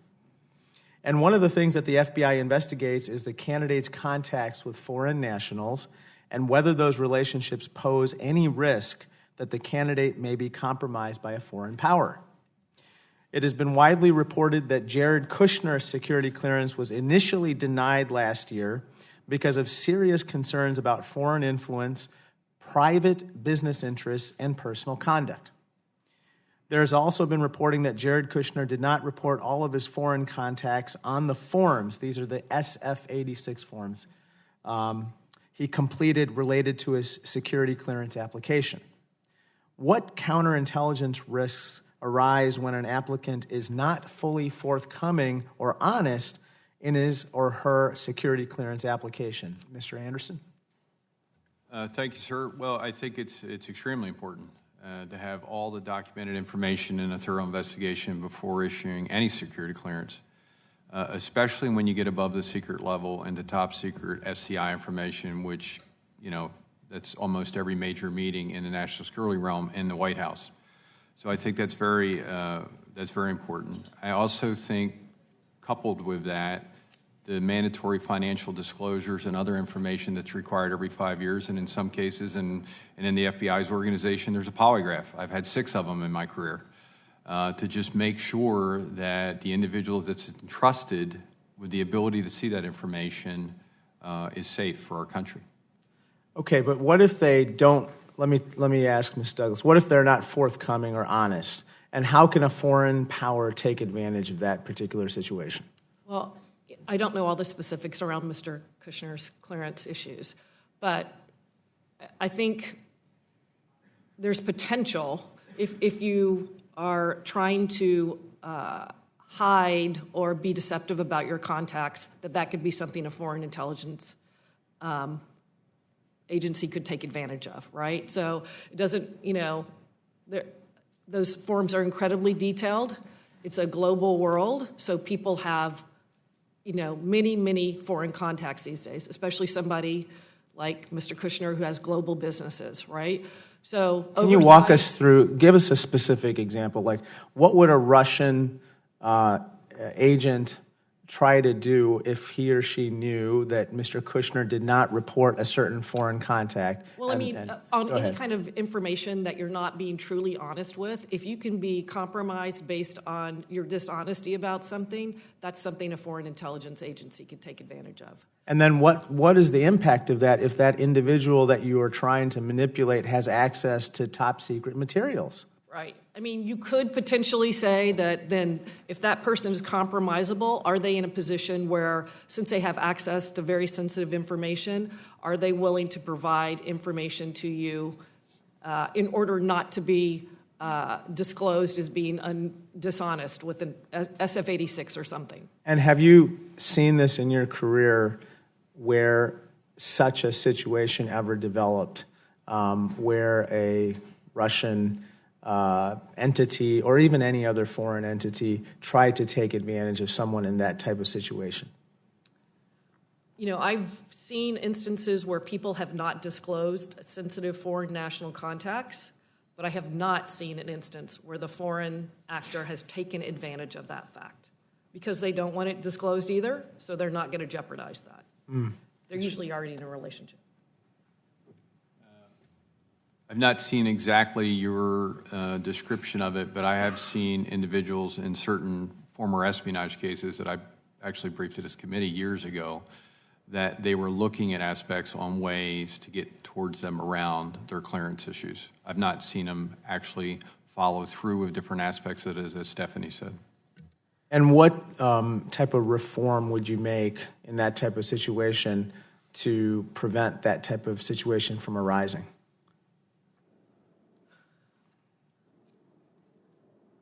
Well, I mean, it's kind of hard to force someone to tell you something if you don't even know that it exists, right? So it's kind of hard to hold somebody accountable to something that you don't even know about. I just think that there has to be very significant diligence on it. It has to be explained very forthrightly up front so that people understand that they could be in jeopardy. And I think that that's clearly articulated, actually, that you could be in jeopardy of even getting a clearance if for some reason you're not disclosing a personal or an ongoing and continuing relationship. That should absolutely be a consequence. Thank you. Thank you, Mr. Chairman. Thank you. I have some follow-up questions. On the FISA application, Mr. McCarthy, what was the time of the first FISA application? When was that first sought before the court? Mr. Chairman, my recollection is, I think October 21st, which I think comes from a document from this committee, if I remember, October 21st of 2016. And at that point, the counterintelligence investigation had been open for several months already, is that correct? The FBI's investigation formally opened, as I understand it, at the end of July. So that investigation certainly was open for over 2 months. So the FBI counterintelligence investigation was opened irrespective and having nothing to do with the FISA application. It had to do with Carter, it had to do with George Papadopoulos receiving information about Russian possession of stolen Clinton emails. Yeah, in the parlance of the Justice Department and the FBI, we sometimes refer to Title III investigations or FISA investigations as if they were their own separate entity, but they actually tend to be part of a larger investigation.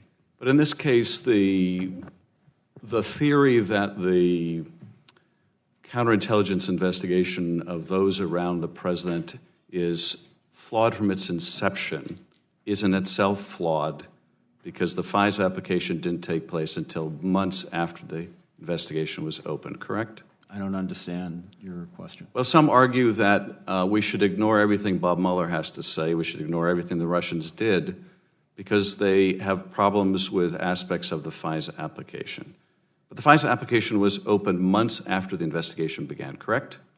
Correct. It didn't initiate the investigation, correct? Also correct. In fact, Carter Page was not even with the Trump campaign anymore at the time the application was filed. Isn't that correct?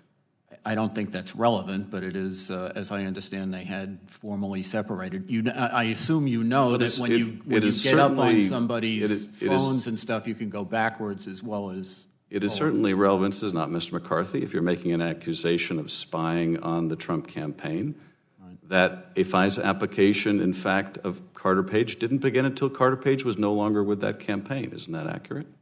No, I think that if you're getting access to somebody's communications under circumstances where that access will afford you the opportunity to go backwards so that you can read their communications while they're in the campaign. And do you know that to be a fact, Mr. McCarthy, or are you speculating about that?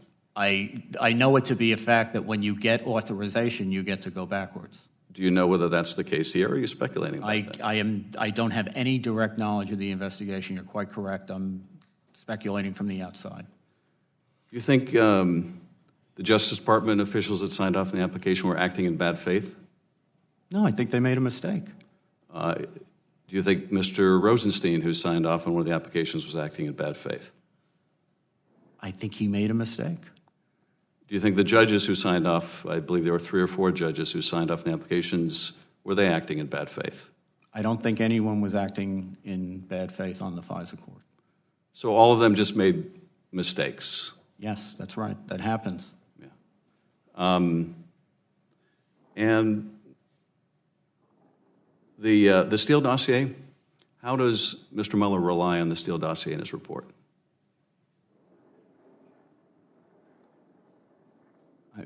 You know, it's 200 pages. Off the top of my head, I can't think of anything that he relied on it for in terms of any kind of important conclusion. Short answer is he does not.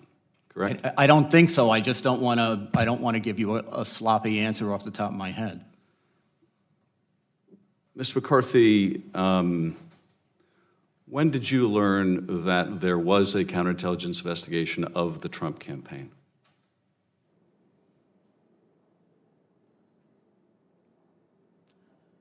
You know, I don't know. I'd have to. I mean, I learned as a member of the public. I don't have any inside personal information, so I would have to go back over things that I had written and read over time to try to pin it down.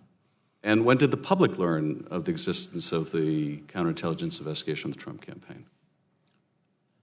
I know Director Comey testified here or before this committee on March 20th of 2017. It seemed to me at that point in time that what he was directing his remarks to, at least in part, was evident from the intelligence community assessment that came out in January. So it seemed clear to me, reading the public version of the intelligence community assessment, that the intelligence community had not stopped investigating Russia's interference in the election. You're correct, Mr. McCarthy. The first public disclosure of the counterintelligence investigation of the Trump campaign took place in Mr. Comey's open testimony in this committee of March of 2017. Right. That would have been months after the presidential election, correct? Yes. If the personal animus reflected in the private emails between Mr. Strzok and Ms. Page reflected official actions to scuttle the Trump campaign, wouldn't the Trump investigation have been disclosed before the election, not after? I don't know that the bias that you detect from the emails would have had anything to do with when the investigation. The emails are. If FBI agents were determined to act unprofessionally and scuttle the Trump campaign, would they not have disclosed the fact that they were investigating the campaign of a presidential candidate for links with a foreign adversary? Mr. Chairman, I'm not trying to be difficult. I never have said that they were trying to scuttle the Trump campaign. I don't know that there's evidence that they were trying to scuttle the Trump campaign, so I don't want to be in a position of agreeing that that is my position, because it's not. The FBI was very open, however, the investigation of one of the candidates, Secretary Clinton, correct? Yeah, well, that was it was a criminal investigation that couldn't help but be public because of the way it was referred to the FBI. And the other investigation's a counterintelligence investigation, which is classified, and they're not allowed to talk about. They're really two different things. Well, they're not really supposed to talk about a pending criminal investigation either, are they? No, you're right. If there's no charges, the government should not speak until the government speaks in court. You're not supposed to talk about investigations until you formally charge someone, and then they have the full array of constitutional protections that they get to defend themselves. So in terms of the public actions taken by the Bureau during the presidential campaign, they had the effect of disclosing and discussing the investigation involving Hillary Clinton, but not Donald Trump, correct? No, I wouldn't go that far, because beginning in, I think it's September, you start to get these public reports that Steele and Fusion GPS are putting out. And the Isikoff article I'm thinking of in particular, which I think is like September 23rd, refers not only to information from law enforcement people and counterintelligence people, but I think it quotes a letter. I don't know if it quotes it as a letter, but it quotes remarks from then Senator Reid with respect to the investigation and pushing the FBI to get on with an investigation. Mr. So McCarthy, clearly there's no public acknowledgement by the FBI of any investigation of Donald Trump or his campaign prior to the election. Isn't that true? You mean a formal, as opposed to leaked information, a formal public announcement that there was an investigation? No. Correct. It's not.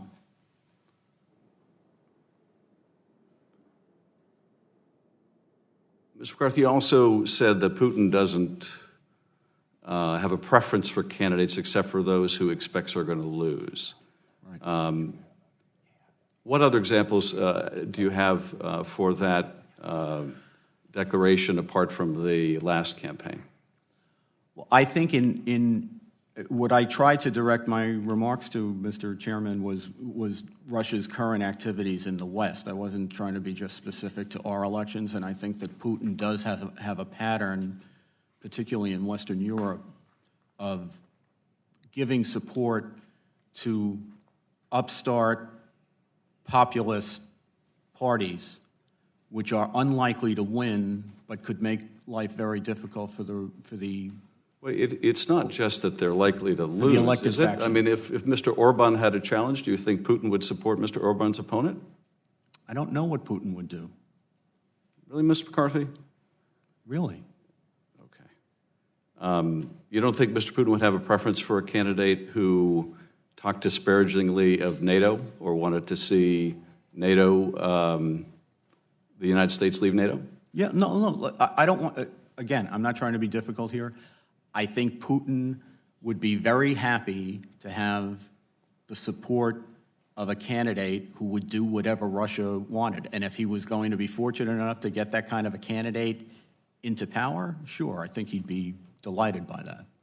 And he'd be delighted by a candidate for U.S. president who was open to removing sanctions over Russia's invasion of its neighbor, correct? I would think so. And he would be interested in a candidate who was interested in doing business and making money in Russia during the campaign, would he not? Well, it would depend on whether that was the one issue that would come up. I imagine in the totality of it, if it turned out that the candidate was going to be very difficult for him in other areas, if, for example, our military spending were to be ratcheted up so that we were more of a threat to Russian interest, he would have to weigh that like anyone else has to weigh the good and the bad. But a candidate that has all of these attributes, wants to undermine NATO, wants to undermine sanctions, wants to make money in Moscow, that would be a candidate the Kremlin would be very eager to support, would it not? Yeah, I think you would think if that was the only part of the ledger that we were talking about, and on the other side, there wasn't another side of the ledger where there was going to be an increase in military spending and an increase in support of actors who were opposed to Russia's interest, he would have to weigh everything. I don't think Putin is as I understand it, is a very sophisticated actor. I don't think he acts on, one particular aspect or one particular item on a menu. I think he looks at the totality of the circumstances. And Ms. Douglas, do you have any quarrel with the special counsel's conclusion that through the social media campaign and the hacking and dumping of stolen Clinton and DNC emails that Putin and the Kremlin were attempting to help the Trump campaign and hurt the Clinton campaign? I think that was very clear from the very beginning. And I agree with Mr. McCarthy that this started back in 2014.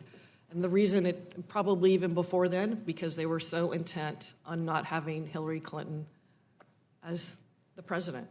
And I think they ended up being very much to the benefit of the Trump campaign.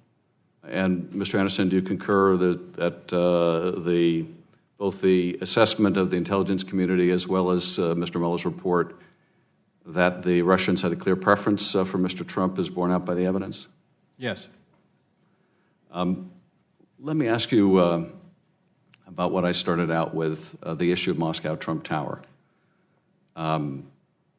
Here, candidate Trump was attempting to consummate a deal the special counsel estimates would have made hundreds of millions of dollars for his family business, while claiming no business dealings with the Russians. When that transaction was revealed, when the fact that the business deal went on through the middle of the presidential campaign was disclosed, and emails were produced showing Michael Cohen reaching out to Dmitry Peskov, someone close to President Putin. Mr. Peskov would later issue a statement denying that there was any Russian follow-up on that outreach. That turned out to be false. The Russians did follow up on the Trump business outreach.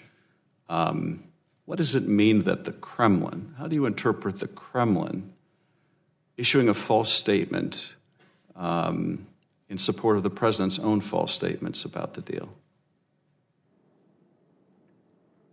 Well, I think probably the Kremlin issues a lot of false statements.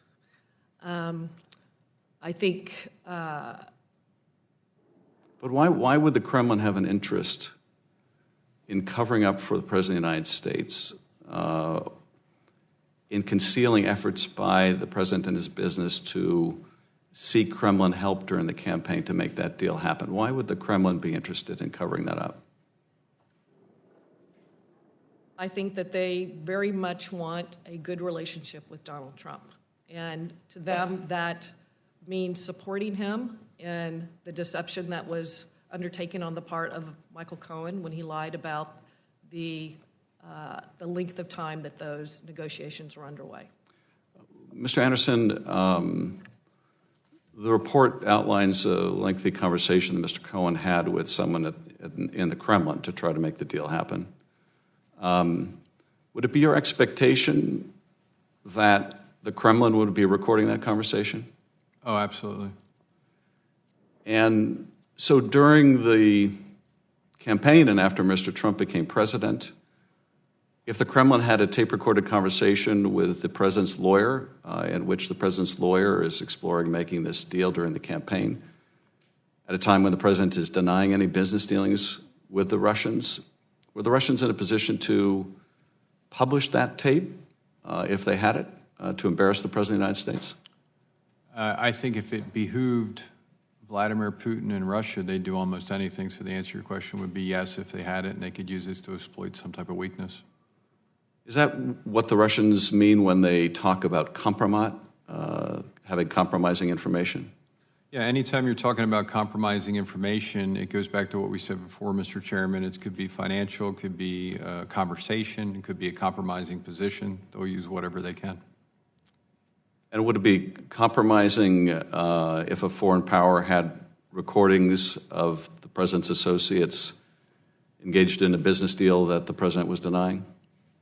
Potentially, sir. I'd have to know more about the deal, but potentially if they had conversations they could exploit. And how do the Russians exploit the use of that kind of information?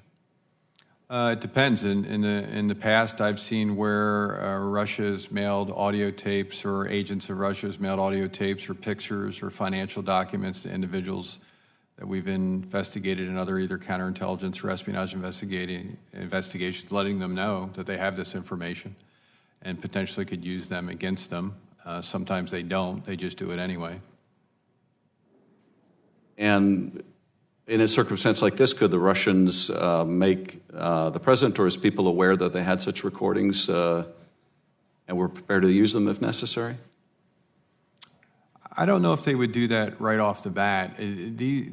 Usually that's towards the end of a spectrum of trying to obtain what they want. So the answer is potentially, but I don't think they would do it necessarily right off the bat. How do the Russians use financial leverage to compromise people? A variety of ways. A lot of times they'll either give individuals payment in a variety. It doesn't necessarily mean cash. It could be other valuables. And in some instances, they'll try to get them to live beyond their means. So if they cut off those payments, that individual then is in jeopardy of losing whatever is dear to them. Does the existence of the financial relationship in itself become a form of compromise? I'd have to know a lot more about that, because as was brought up earlier by Stephanie, I think in the global business marketplace you have to look at the totality, so I'd have to know more. There are any number of facts in the Mueller report about efforts to establish back channels with the Russians, discussions about using Russian diplomatic facilities for secret back channels. Would those pose serious issues in any kind of security clearance process? They absolutely could, depending what was being discussed and what the individuals were doing with the information that they were pushing. And then obviously, depending on the level of the information, when I mean level, classification level of information, that they're talking to individuals from a foreign country. Finally, with respect to Mr. Flynn, if a national security advisor or advisor designate is having a secret conversation with a foreign adversary and endeavoring to undermine existing U.S. policy, and that is dishonest about that, what are the counterintelligence implications of that? Well, obviously, I mean, the key here is the deception. The deception makes the person vulnerable. It's not even the act. The fact that somebody has a multi-million-dollar business in Russia doesn't compromise them. The fact that they're trying to hide it or be deceptive about the extent of their relationship could possibly make them vulnerable. And just like the case with Mike Flynn, it's not the fact that he had that conversation, whether it was appropriate or not appropriate. It's the fact that he chose to be deceptive about it that could make him vulnerable. If the National Security Advisor is talking with the Russian ambassador or anyone else for that matter, let's say the Russian ambassador, would you have to presume that the Russians might be recording the conversation on the Russian end? Of course. And so if U.S. officials are, like the Vice President, are representing certain things that are not true, and the Russians know they are not true, and the Russians possess a recording of that, are the Russians in a position to compromise the administration? Yes, they are if somebody is not telling the truth about the conversation. If you come out and are honest about the conversation, it's hard to blackmail someone if you're being honest about what you've done. But if you're not being honest about what you've done, that's what makes you vulnerable. Mr. Nunes, any final questions? Yeah, thank you, Mr. Chairman. One of the things that, if we go back to the beginning, there's been a lot of talk about when did this investigation begin. Now, that's a open-ended question because we can say that this investigation could have begun in 2015 because we know some of the same players were having run-ins with individuals that have questionable ties to either Western intelligence or possibly political campaign operatives. But officially, they've said that it started at the end of July. When the public became aware of it, I guess it all depends on whether or not you believe the Washington Post and New York Times or Yahoo News. Because you had Christopher Steele, who we now know was an FBI paid informant, out not only briefing multiple news agencies, but if you're to believe those same news agencies, they also had sources within the FBI and the Department of Justice. Now, you all work there. Is this normal to have an FBI informant, Christopher Steele, who's been hired to investigate the Trump campaign by the FBI, hired by the Clinton campaign to investigate the to investigate the Trump campaign, then talking to media, talking to people within the State Department? Is this normal activity by the FBI or Department of Justice? No, I think Steele was ultimately the reason that was given for his termination as an informant was contacts with the press because that was a violation of his understanding with the FBI. But we shouldn't just leave it at Steele because in those same articles, if these reporters are to be believed, there's multiple sources within Department of Justice FBI. Or senior intelligence officials, I think is what I thought you were just asking me about informants. Officials should not be talking about investigations to the media. Right, so we have, if the stories are believed, I couch it with that, we have an FBI informant who's both working for the Clinton campaign and the FBI investigating Trump, leaking to multiple news outlets. We have multiple people within the FBI and DOJ leaking to news outlets. At some point here, I'm just shocked that there's not more former DOJ and FBI officials who aren't out there saying, look, this is wrong. I don't know how any Republican, unless something like Ms. Stefanik's bill passes, this counterintelligence department over at the FBI, I think, is in big trouble. The fact that you guys are sitting here, former FBI officials, and not saying that it, basically making the case that it's okay to use these very special powers to target a political campaign. It really troubles me. I'll just leave it at that. I want to just finish up on the Trump Tower, Moscow, because there was a little talk about Trump Tower, Moscow, and how that concerns some of you. Would it concern you that Fusion GPS, who is the Democrat campaign operative arm, dirty operations arm, they were also working for Russians? Were you familiar with that? Mr. McCarthy, are you familiar that Fusion GPS was working for Russians? Yes, they were working for the Katsevs in connection with the Previzon litigation, which is a forfeiture action that was brought by the Department of Justice in connection with the killing of Magnitsky and the fraud that flowed out of that. Were any of you familiar that Fusion GPS was working for these entities? No, sir. I was focused on the Mueller report for this discussion. Okay, so so now that you know that Fusion GPS was working for Russians, another thing that needs to be put on the record here is that not only were Fusion GPS hired to oppose the Magnitsky Act, to dirty up Bill Browder, who I think many people know was a friend of Magnitsky, and smear him, really. But when Glenn Simpson admitted the time that he would testify before this committee, that he met with the group that met at the Trump Tower, I'm back to the Trump Tower meeting, he met them the day before, the day of, and the day after. So you have Glenn Simpson, who's working not only for the Clinton campaign to dirty up Trump, he's also working for the Russians to dirty up anybody who doesn't oppose the Magnitsky Act. He's meeting with all those individuals. Now, you as former counterintelligence people, would that raise any flags to you at all? That a Clinton campaign operative arm who's working for these same Russians happen to be the same Russians that are meeting at Trump Tower, offering supposed dirt? I think it's not in a vacuum. So it's not just about President Trump's campaign or Secretary Clinton's campaign. It's about the context to Americans of information.